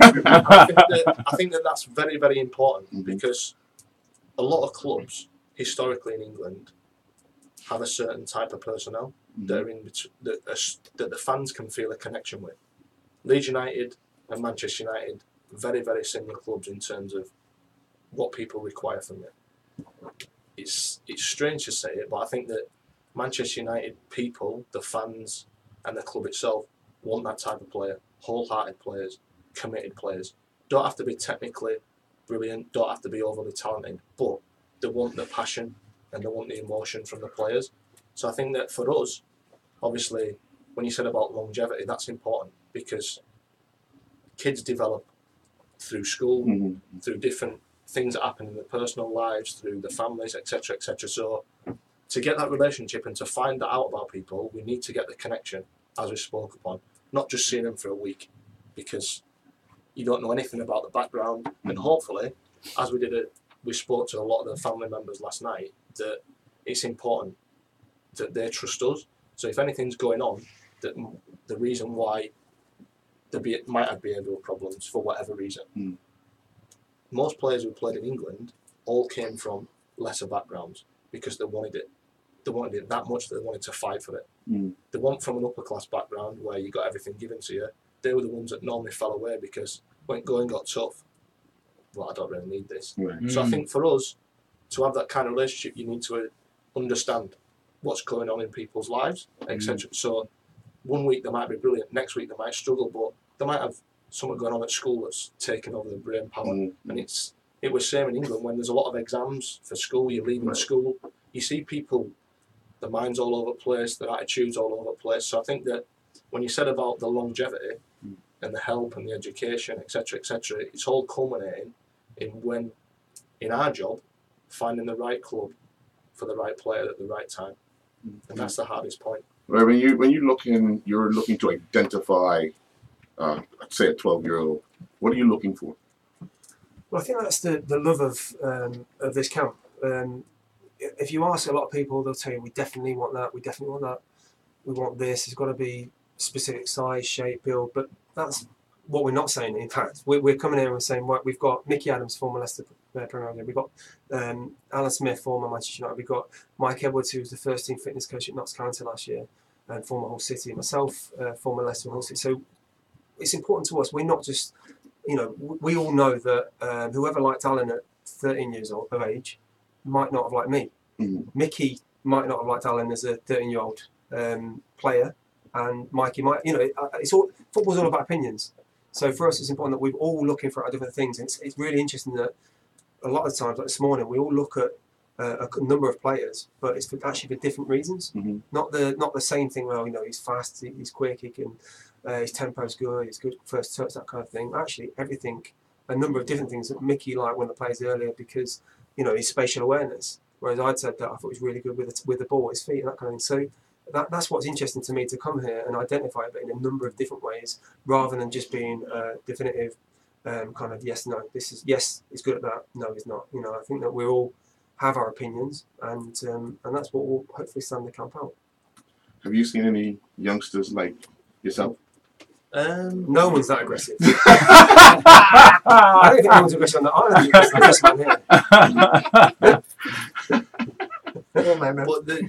But the thing with football is that it doesn't necessarily have to be seen to be that way. Your emotion you can be inwards, you can be an introvert, extrovert, you can show emotions in every different way. And I think that's the beauty of what we have in terms of, as Laurie touched upon that, I would see something in a kid that I would see in myself. Right. So like I said, the ones that might be a little edgy, that someone might want, I want to stay away from him. I'm thinking, that's what I see in myself. Yeah, right. And I knew that everything that I did that was wrong was not because I was against the system, not because it was because I just wanted to win so bad.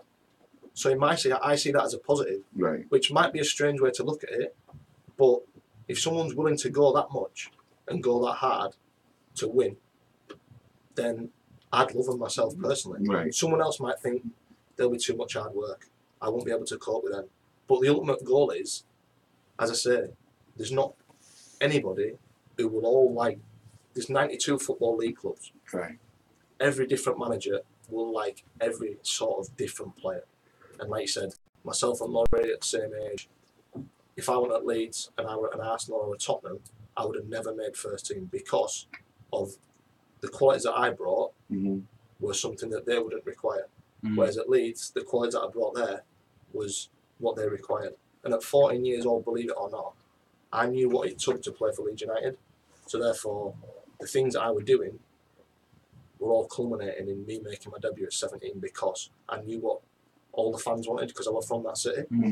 So for me, I wanted to show them that I was one of them by how I performed on pitch. And I think, like you said, we will get an idea over time of what these kids are like. And this morning we saw kids, great attitudes, very polite, after a session coming over, shaking your hand, saying thank you, etc., etc.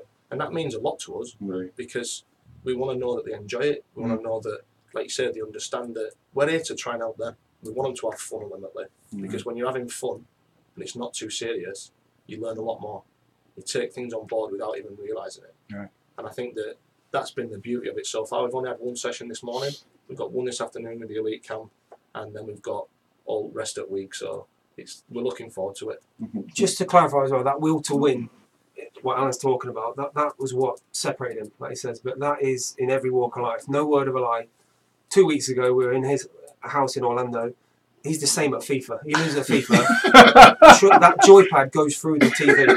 Okay, if he loses, so he hasn't changed anything. So, so right now he's putting on the show. Any game, tiddlywinks, whatever you want. If he loses, that's it. And just to say that for me, that's a good trait. As long as you learn to make sure that you don't go overboard. You can harness it, yeah. And you have to live on the edge. You have to be pushing the envelope every time you play and demanding more of yourself as a player. And instead of resting on your laurels, But I think that's why we're seeing so many of the greats. They've got that edge that separates them from just being a normal, talented athlete, isn't it? And I think in Bermuda, us having not so many talented players, that our talented players tap out at 15, at 16, because they don't have to work as hard when they have to start challenging themselves to be better, and not trying to say I'm better than the next we man. We still have that other little thing that plays something. So the talent that's on this island, when it's at the top in football, what have you, quite a few of them, as we well know, cross over to our other major national sport, which is cricket. Right. So you've got boys that are playing 365 days a year, two different. International at both of them. You go back to Ricky Hill, and right now you can look at the captain of Bermuda national cricket team, Taryn Frey. So Taryn plays, he's skipper of North Village, he's captain of the national cricket team. You know, you get pulled in all these different directions as well here because we are a small pool. So, you know, there's some decisions like, well, look at that, Dion Stubble right now. You know, he took a team of haymakers, as I would say, from Paget up to the Premier Division. And they need about 11 players minimum before they kick off next season. But there he is. He's taken this team up to the Premier Division in Bermuda, and then he's coming out and he's been man of the match, I think, 3 times already this year since he's been back from Dubai and Malaysia. So there is a big encompassment here because we do have some good players, but we have a small pool that they crisscross over 2 sports at a top level. But again, it comes down to communication. If you're better in cricket than you are in football, then you should play cricket at the senior level and concentrate on that.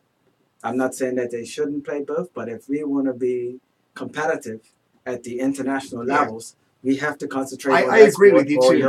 I'm going to do both. Go back to be at your best. What Alan said earlier on, and he says it absolutely correctly. Everybody that plays football, 99% of them play football in the 92 league clubs, come from a working class background. Now, I went to a not working class school called Millfield. But one thing I will always recognize is exactly what you just said.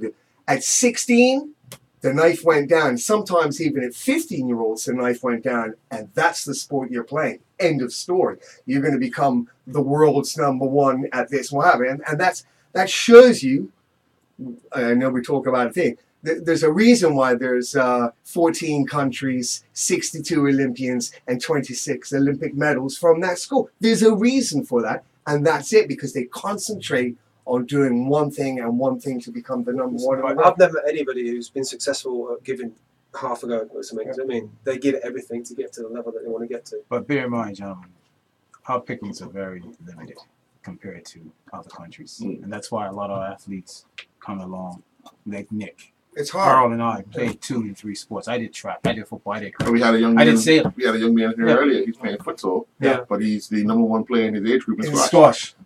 It's just one of those things that's limited the pool population. But I think the only losing thing in that, then, unfortunately, becomes the national team, doesn't it? Because if football becomes almost an individual sport, as you know, a way off the island to go into Europe to soccer, football, education. but education, and then do they come back to the national teams? As you know. Sometimes not. You know, if they're playing in League One, there's not an international break. Right. So you know, it is up to the detriment of the national team, then, isn't it? At times, so it's a kind of Well, that's tough one to manage. That's what Troy's working on, making sure the national team is there. Well, I mean, all I'm looking at is making sure that we get honest assessment for our players. And like I told these guys, we had enough people come down and just say, oh, the players are good and they can do this. That's so true.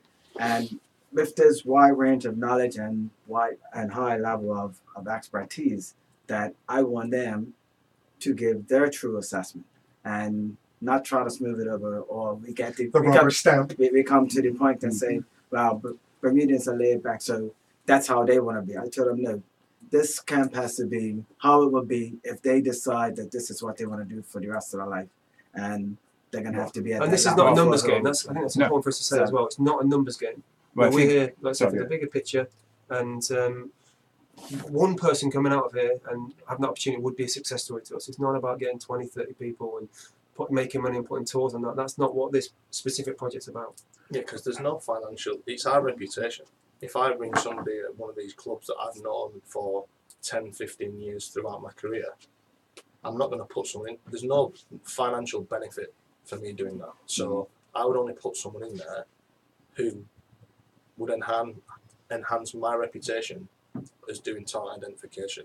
Okay. So for me, sending somebody just for the sake of thinking, well, that looks good for me to send someone from Bermuda to Manchester United or Leeds United or MK Dons or Notts County or Newcastle United, there's no point. Because then relationships, then the next time that you have someone who is talented and you've just sent someone who's not, they'd be like, don't want to take that person in because the last one you sent me wasn't good enough. Right. So that for us, I'd rather wait 1 year, 2 years until it's the right child at the right time who's got the opportunity to go there and make an impact, rather than say at the end of this camp, yeah, we'll take him just because it makes us all look good. That won't happen. Not a chance. I remember travelling once with my wife to say, and I was watching Fulham. The Fulham were going to the Dallas Cup. They had under 19, under 17, under 15, under 13. Yeah. There was probably 90 players, total coaches, 100 players, everybody good. I looked at my missus and said, if one of them makes it, I'll eat my hat. Because people don't understand that everyone's involved, everyone's in every club, and they're sign. But the amount that make it is so minimal. small. Probably 1%, I'd imagine, through an academy system who makes it in England. Well, gents, I'd like to have you stay on longer, but we got to wrap up here. Yep, I think you guys said it from the get-go. You're not here just to take kids from this year or next year. It may take 2 or 3 years. And you said it again as we wrapped up here. Thank you very much for joining us. It's been a pleasure. Thank you. Thank you very much for having us. Troy, keep up the good work. I will try to do our best. Not a problem. We're going to take a commercial break. We have some more people joining us in the studio. Thank you. Thanks, guys. This presented to you by Thank you. Legal Nice to meet you. I think what's I've been to the field before. I'm not sure. Daytime is down to 12. Thank you, sir. The young one. Thank you very much. And the 16 to 20. I went to see Orna, not last Friday, but Friday before I came out, so I went to see him. They were in training. He offered me a job, and I was just not the first team job, but he offered me a job overseeing the 18s, 23s, the first team. I was just like, thank you again. Yes, sir. My brother. Thank you again. Impressive. Thank you. Impressive. Don't turn up.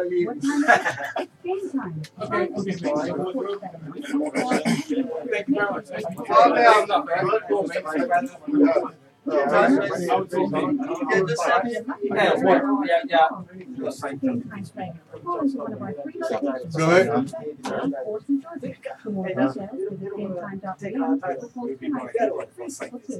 Hey, Yeah, give me a call, let me know what's up. See right there? This is Hey, man, what's going on? All right. Happy ever after. Colonial protects your lifestyle with the best insurance coverage at the best possible price. Musical chairs today, bro. Yeah, busy shots. I'm good. How you doing, man? And individual health cover. Security and Be licensed for this Saturday, right? No. Happy ever after. Coaches for. CPFgroup.com or call 296-3700. More people come first. Football fans, if you were unable to see the live action of the 2018 FIFA World Cup from Russia, Bermuda Broadcasting Company would like to take this opportunity to inform our valued viewers. We will rebroadcast all 64 matches of the 2018 FIFA World Cup from Russia on ZFP TV7 nightly. The rebroadcast will start at 8 p.m. and end in the early hours of the next morning. This will coincide with the FIFA daily schedule. Hi, this is Pat Trott. We invite you to join me Tuesday mornings on Power 95 at 8:15 for the Travel Edge Weekly Travel Talk Show. The same experienced team of travel professionals, same phone number and location at 35 Church Street, Hamilton. We look forward to being of service to you as you live your travel dreams. Now, back to Inside Sports Talk Radio. Inside Sports Talk Radio with Power 95 FM with host Ian Rollins and co-host Earl Baston. And welcome back. We got two distinguished gentlemen joining us in studio, Mr. Maceo Deal and Mr. Richard Todd. He said he liked the color of my shirt today. You like the color too? Ian is a closets in Georgia supporter. Like Dennis Braun. Yes, Dennis. Boy, starting trouble. Yes, Dennis. Yeah, starting a lot of trouble. Have I ever been to a club meeting in St. George's? I tell you, you're a closet person, man. Nah. It's all right. Nah. When you're outside, you got to wear it. Actually, you're not even wearing it. Nah. Okay, no worries. But one to these two gentlemen. Good afternoon, gents. Afternoon. All is well? Afternoon. You got some exciting news to share with us. Explain to us what is all about the Coaches Forum. So the Bermuda Football Coaches Association will host a forum for its membership on Saturday, July the 7th, between the hours of 1 and 3 p.m. at Social Club. We'll follow with a social for the membership in conjunction with viewing of the quarterfinals of the World Cup match. The idea is to engage the membership and to get feedback, solution-based feedback with regards to assisting the Technical Advisory Committee with developing position statements and recommendations to put forward to the Bermuda Football Association Player Development Committee, hopefully for implementation for the upcoming season. But there will be 3 areas of focus. The first one will be the BFA Youth Leagues with regards to structure, rules, regulation. The second area would be engaging the membership in terms of improvements at the clubs and the grassroots programs at our clubs. What are some of the things that we can do and we feel need to change in order to bring improvement about? And then the third area with regards to player identification and training programs for the National Academy program. So too often there are many of the coaching fraternity who have thoughts and ideas and opinions and feel like they don't get a voice. What we want to do is be that representative of the coaches. So engage the membership, develop the position statements, put them forward to the BFA for recommendation. What time frame are you talking about? So we'll start at 1 o'clock. No, I'm talking about once this is all, once the form is completed. How soon do you think you'll get this to the association? Because we're talking 2 months before, 2 or 3 months before season kind of kicks in. Yeah, the association is actually doing their own process of getting feedback. So there's a group that's meeting this evening. So for me, it's quite timely. They're starting that process of with the steering committee, getting feedback from select individuals. We just wanted to broaden the scope. We think that it's real important that the local coaches have a voice and the scene of having a voice. And we think that's our responsibility as a coaches association to make sure that when we are putting forth recommendations, position statements, that is not seen as the view of an individual's, as often sometimes it is perceived, but rather it brings validity to it, to say that we've engaged, we've reached out and engaged the membership, and these are forthcoming from the membership now to the association. So it's up to them in terms of where they take it from that standpoint, but I feel a sense of obligation that that's the correct process for us. Yeah. We know in September the new rule comes into effect as far as the coaching license and so forth. How are we looking as far as that, as far as your membership for the new season?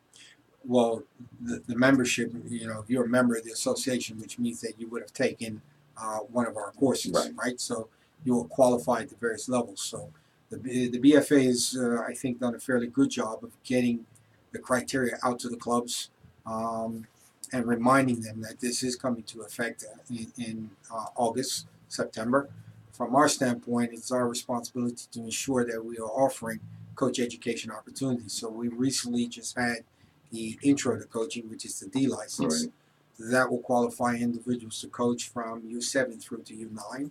And for those who might have missed out on that course, we will have another course in August. We're looking at the weekend of August the 17th and the following weekend for that 12-hour course. So we want to ensure that we've done everything to provide the opportunity for every coach to become qualified.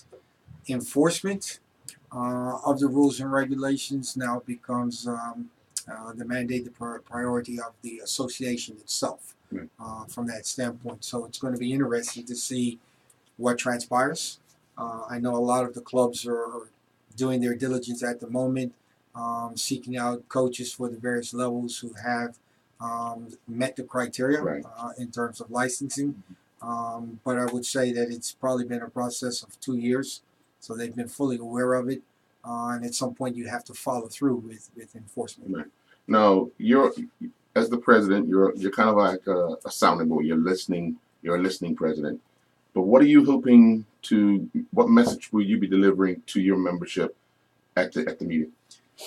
We want solution-based feedback. You know, what we're not looking for is a venting session, because I think all too often it's quite easy for individuals to gripe and complain about what they feel is not working right. What we're saying is bring your solutions, because we want to be able to present to the association alternatives. If there's an issue with the rules, if there's an issue with the way, for example, substitutions at the under 13 level.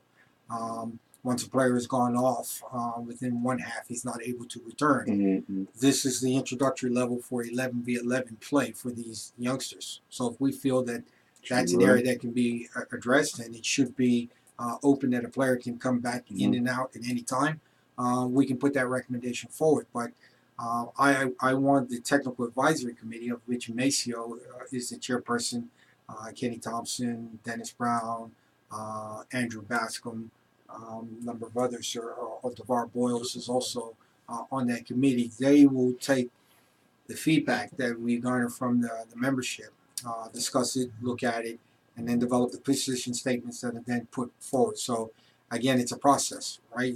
And we want everybody to be able to have a chance to have that input. So that's my encouragement, is to come with solution-based. We're not looking for gripes and complaints. It's easy for people to complain. It's a lot more difficult to say we want to present or recommend that this is a change that should take effect. I was going to ask you, Maceo, as the chairman of that committee, having those minds in the room on a regular basis, what are some of the things you guys are sharing and then taking back to obviously your membership and hoping to get back from the membership come Saturday? Well, obviously, having those type of minds in the room, they have ideas of how they can improve the structure of youth football. But as Richard said, this is not an individual thing. This is about engaging and collectively engaging our membership to unify coaches. So if we just go back a little bit in the platform that the people like Richard and myself ran on, it was about uniting the coaches, of different clubs. We all are aware of the cliquish behaviors that existed in the past, and how do we engage and unite people? So having those names in the room obviously lends itself to solutions, because we all are aware of what they're done on an individual basis, but it's now trying to figure out how and what we can do on a collective basis. Because far too often we've been working in different silos. So we've been doing good work in different silos. But when are we going to start to do good work that impacts the growth of Bermuda football?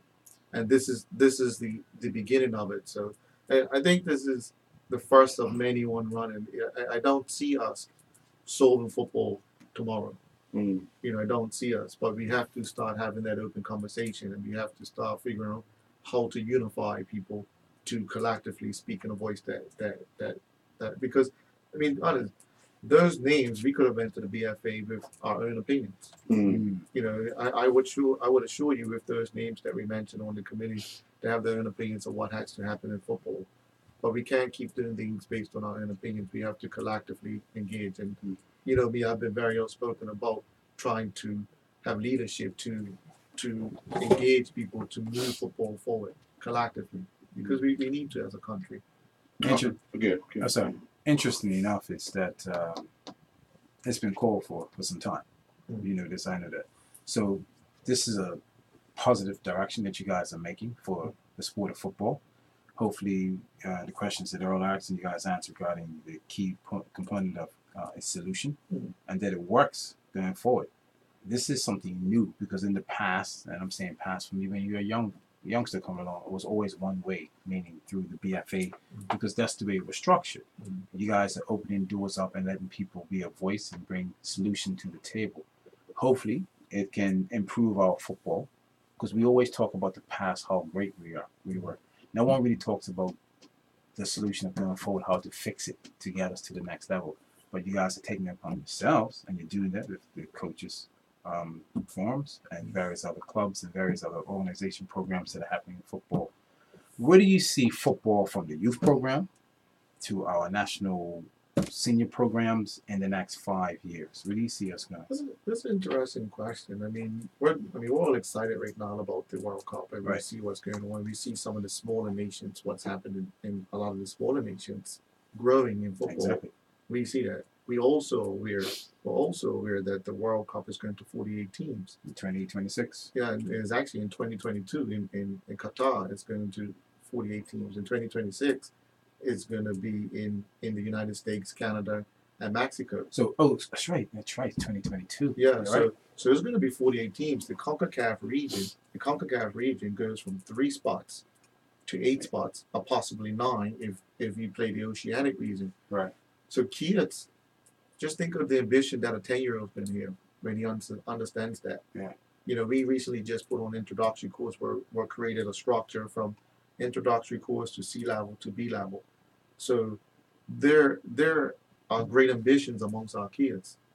So we have to improve ourselves as coaches and as organizations, both and just as fans as well. We have to improve ourselves to be able to compete better on the national level.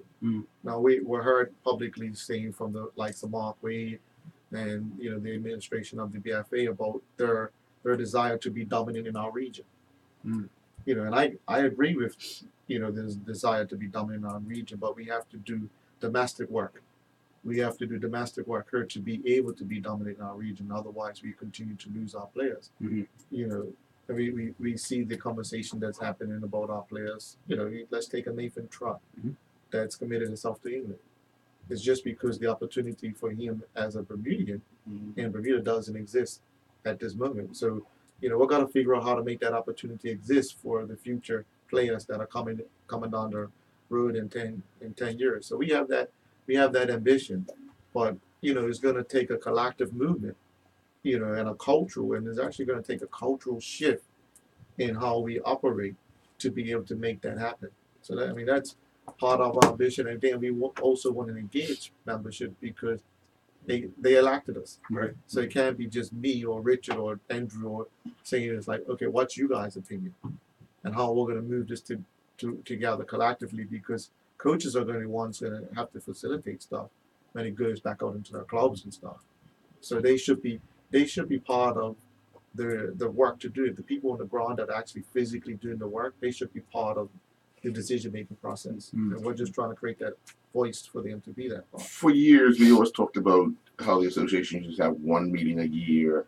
What can you accomplish in one meeting a year, sort of thing.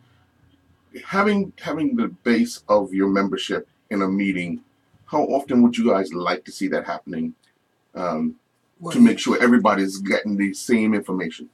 Ideally, we'd like to have some form of programming on a monthly basis to engage our membership. So the idea that I had to tie in the forum with the social in the timing of the World Cup, by that sense, is trying to see can we get more of them to come out. So we'll say we come in, we have discussion for 2 hours. Let's try to develop some ideas with regards to solutions we'd like to see. At the conclusion of the 2 hours, we have on the big screen TVs the World Cup match. We provide for them some food and refreshments, and then just allow the coaches to spend a little bit more time together. So I would say that it's been called for. You know, we've talked about it. It was something that we discussed early within our tenure as administration when we came on board, was to try to increase the number of contacts that are happening with regards to our membership. So hopefully this can be the first of future opportunities. I certainly would like to see the forum become an annual. It should be something that we are doing, engaging our membership at the conclusion of each season. What went well? What's going well? What do we think changes that need to be put into place?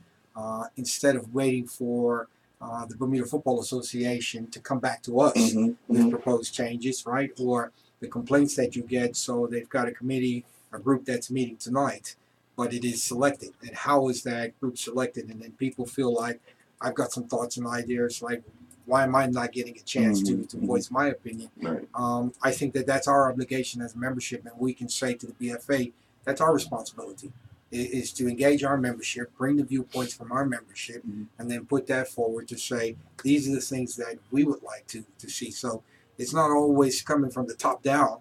It needs to come from the bottom up sometimes. And in saying that, one of the things I discussed with Maceo, often the viewpoint and perspective that gets lost is that from the player. You know, at what point in time do we reach out to the players and say what needs to be better within the environment? And we've got a substantial amount of young players who are now getting experiences overseas. So not only are they getting a chance to contrast between what's been done in Bermuda, what do I do when I'm overseas in these programs?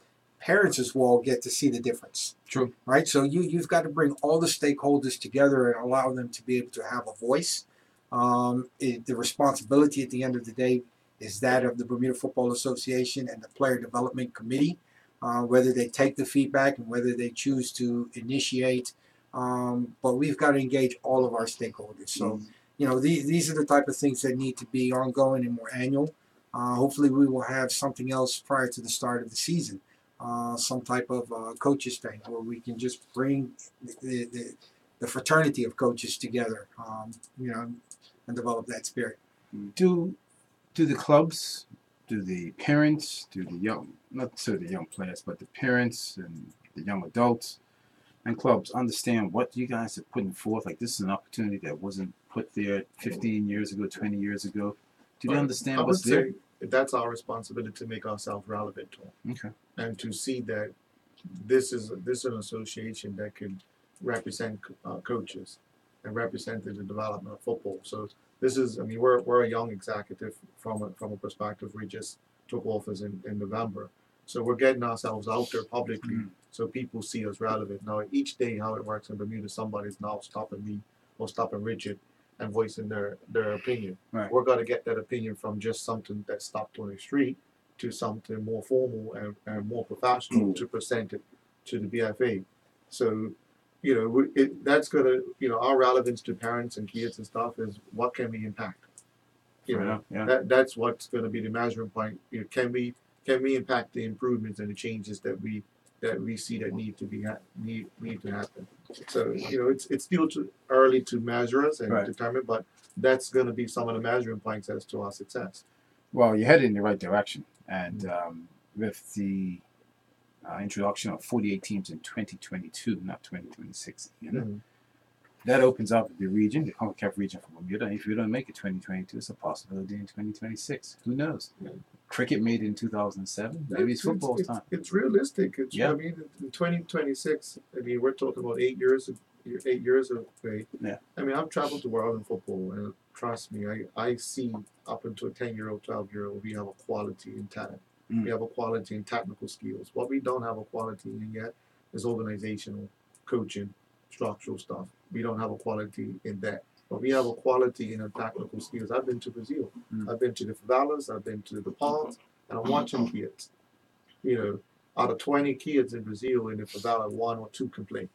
They're dominant. We can get you if you see these foreign coaches that come here, they come to a camp and they've got 10 kids right at the same location that can play football. But now, how do we take that raw talent and develop into something that's of an international standard? And I think if we get on the same page, because what you find, what kind of quality in people that are here? I mean, you deal with Richard and the time he spent in the U.S. You know, the time that football was building.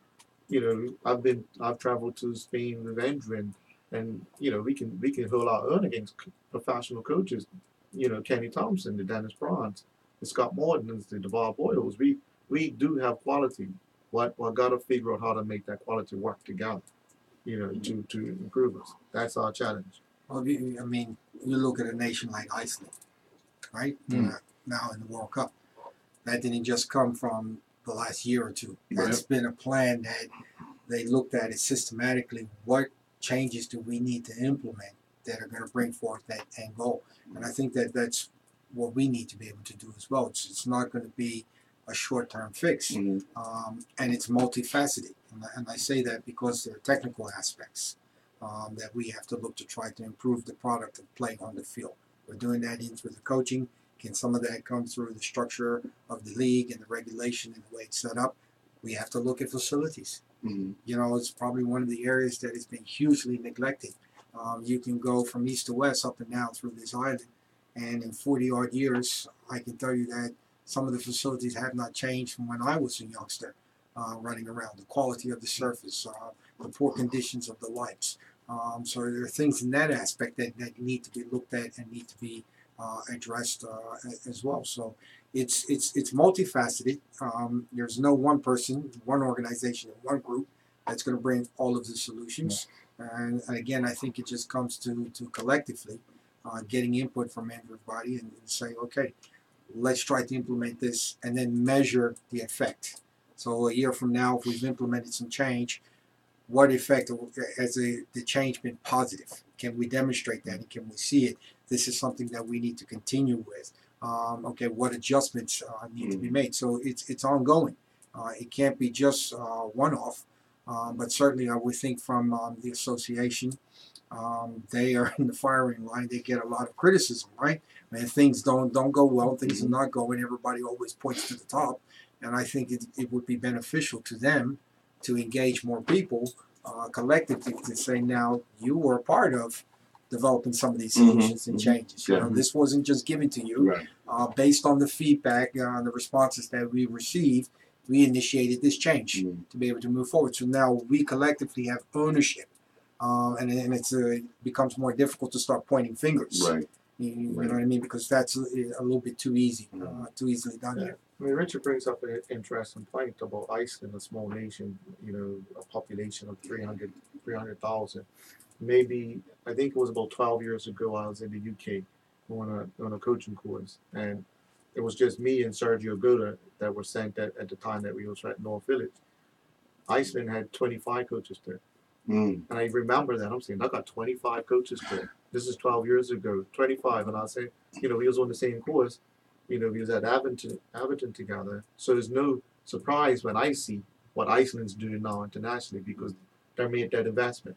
You know, and like Richard said, there's no one person or one organization that has the answer. But collectively, we can move together. You know, we have that opportunity. We just trying to unite a fire and an ambition amongst people to let's move. Well, I look forward to you guys sharing what you discussed at the forum after Saturday, because you're going to put all of it together. And you're right, you're not going to hear the same thing from everyone. You're going to hear different things. And it's how you, as the committee, put it together structurally that kind of pleases everyone, if you can say that, or benefits everyone, both the player, the coach, and the association, and the game itself. So we look forward to you guys after that sharing the message. Absolutely. Again, just want to remind to any of the membership that's listening that Saturday, July the 7th from 1 to 3 o'clock p.m. Is the forum at Social Club with a social to follow at 3 p.m. We're asking all of the BFA affiliates to please urge their technical directors, coordinators, and coaches to attend. And also if there are any players or parents who have a perspective outside of Bermuda based on experiences who would like to come and share some of their viewpoints as well, we'd like to include a cross-section of that community to gauge that feedback from them. How hard nosed are you to that 3 o'clock? Because it could get kind of. Well, it could, but the game starts at 3 o'clock, right? And that's where the attention will. You're not stopping the flow for 3 o'clock. So, I think that's why we're asking, start to articulate your thoughts now and come with solution-based ideas and concepts. So we will look at the format, and it may be putting people together into groups, and then the groups coming up with identifying one, what are the areas first, and then two, now what are proposed solutions, and then I think you might find between the groups there are some common denominators, right? And so to me, then those become priority checkpoints. So it's a process, having sat in a lot of strategic planning type sessions, around football within school. I'm sure Maceo in the business world as well. We've been through this enough to say, here's how things need to get done. So we'll have moderators that kind of push it along. Okay. And then maybe there's an opportunity for a greater debate down the future. I know, Ian, some of that has been kind of bandied about with an open public debate.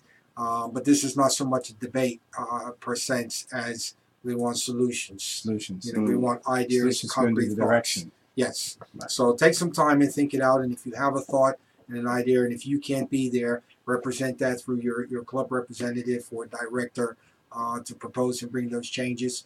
But you can't gripe all season. If you don't put forward the ideas, for change. So it's one thing we'll advocate for change. It's then up to the Bermuda Football Association whether they kind of adapt. But if we're always waiting for them to just come up with the answers, we think that we know a better way. Let's put some ideas forward to them. So the process is now inclusive of everyone. Cool.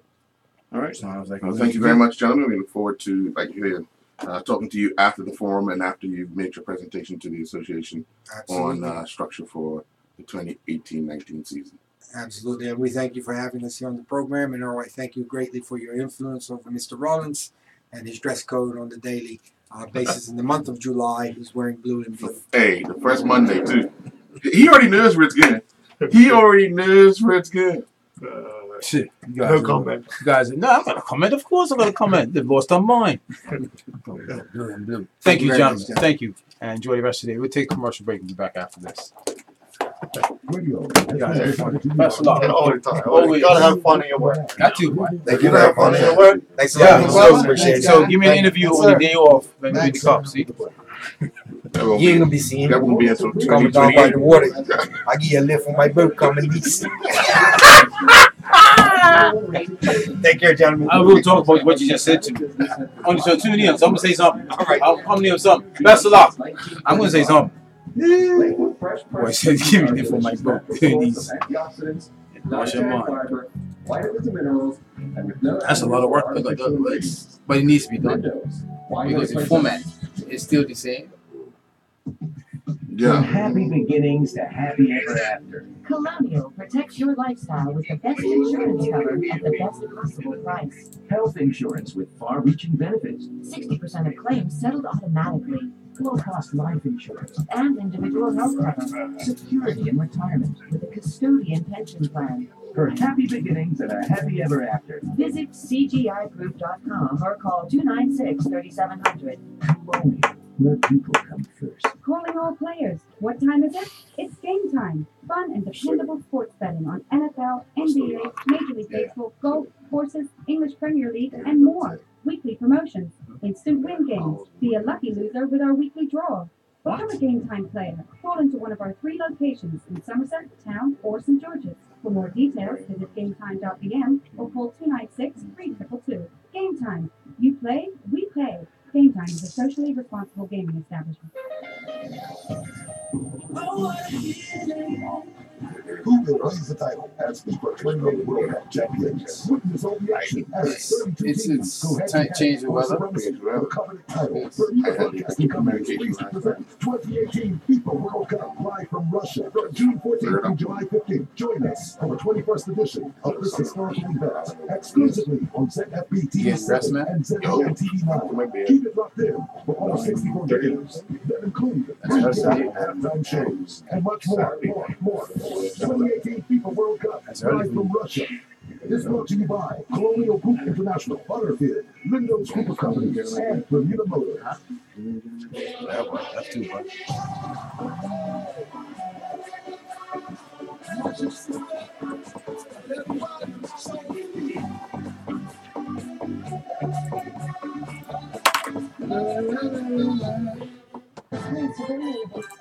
Ready after this one? Come Yeah, I'm ready. Forecasters and meteorologists who thrive on the new technology that can help you chart your day.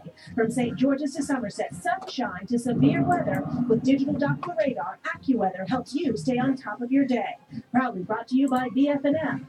AccuWeather only on ZBM TV9, where community comes first. This AccuWeather report is brought to you by the BF&M Insurance Group. Now, back to Inside Sports Talk Radio. Inside Sports Talk Radio on Power 95 FM with host Ian Rollins and co-host Earl Baston. Wow, that was a Inside Sports Day. A lot of football. Yeah, it's World Cup. It's World Cup. Yeah. And everyone's peaked on it. Yeah. Okay, fair enough. Just want to thank our guests for joining us today. I want to thank the Bermuda Bodybuilding Federation, the president, Mr. Mark Simons, and Chico and Mike Jones.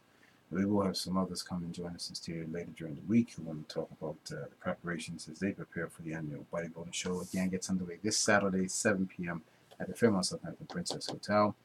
We want to thank Macy O'Deal and Mr. Richard Todd, the St. George's man who asked me if I want to lift back in his boat during the cup match event. As he said, St. George is going to take the cup back to St. George's, so he'll give me a ride back home. Not happy, bro. The cup's not even leaving Somerset, so don't even think about it. I just want you all to know you probably saw me taking a photo. I just want you to, so I'm not lying to you. I wanted you to all see what Ian was dressed in. So, yeah, it's blue. But they looked at it as cup match colors. I don't. It's blue. I can assure you from this day on, folks, when you mean the cup match, I will not be wearing red and black is your national colors. I tell you, a bunch of confused people. That's why you're going to do everything every weekend for us. That's not a problem, man. I'm going to see if you've all gained your sense. Sense? Yeah. A lot of sense is why you have the color. Remember that, man. Yeah. We have it. You have to get it. That's so true. So true. So true. So true. It's staying in the West, where it's the best. Here we come, Somerset. Not a problem. But also, we want to thank Peter Carr. Yes, as Bermuda goes and defends their title in futsal in Orlando, Florida. It's amazing how he's taken from one team, he's taken two teams on, and he's going up against some powerhouse countries. So many, and we wish them all the best. We really do. Hopefully, they can defend their title. And then maybe win the other one. You never know. Anything's possible. Anything's possible. Once you start, it's 0-0. That's right. So it could be 17 or 16. Nothing at the end. But no, we wish them all the best in that. And then we also wanted to thank Troy Lewis and his coaching staff from England. They picked up a lot of good points and outlined it very well. And what I liked was, that captured my attention, was they said that they're not here just to take athletes or take players and say we're recruiting them and they're going to put them into the program. They outlined saying that we have a number of programs. This program suits you best. Did you remember Alan when he played? Vaguely. A player never to be forgotten. Really? I'm going to do some research on he wore his passion on his sleeve, man. Yeah? Every game. On the field as well. What's the fella Duncan from Everton name? Oh, not me now. The striker. The one right now? He used to be striker for Everton. Oh, back in the day. No, just a few years ago. He'll go into any tackle, anywhere, anyhow. He didn't care. He was chasing down everything. Allen was 10 times worse. 10 times worse. 10 times worse. I see why he got the game right. And he said, but you know what he said? He said he knew the passion of the Leeds United supporters. Yeah. They wanted guys who were willing to throw the body. Yeah. And for that matter, their career on the line for the club. And that's what Leeds is all about, to be honest. They were like that in the 70s and 80s, even they were winning. Yeah. You know? Yeah.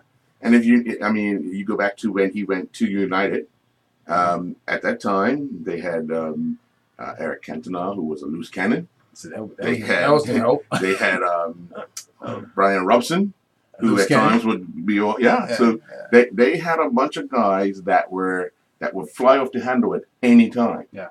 And it suited them for that. Duncan McLean? No, Duncan Ferguson. Duncan Ferguson. Yeah, yeah. People used to say, "Oh, he's a dirty player." This and that. He was a passionate player that ran his butt off, and Allen was 10 times worse. Mercy. Yeah.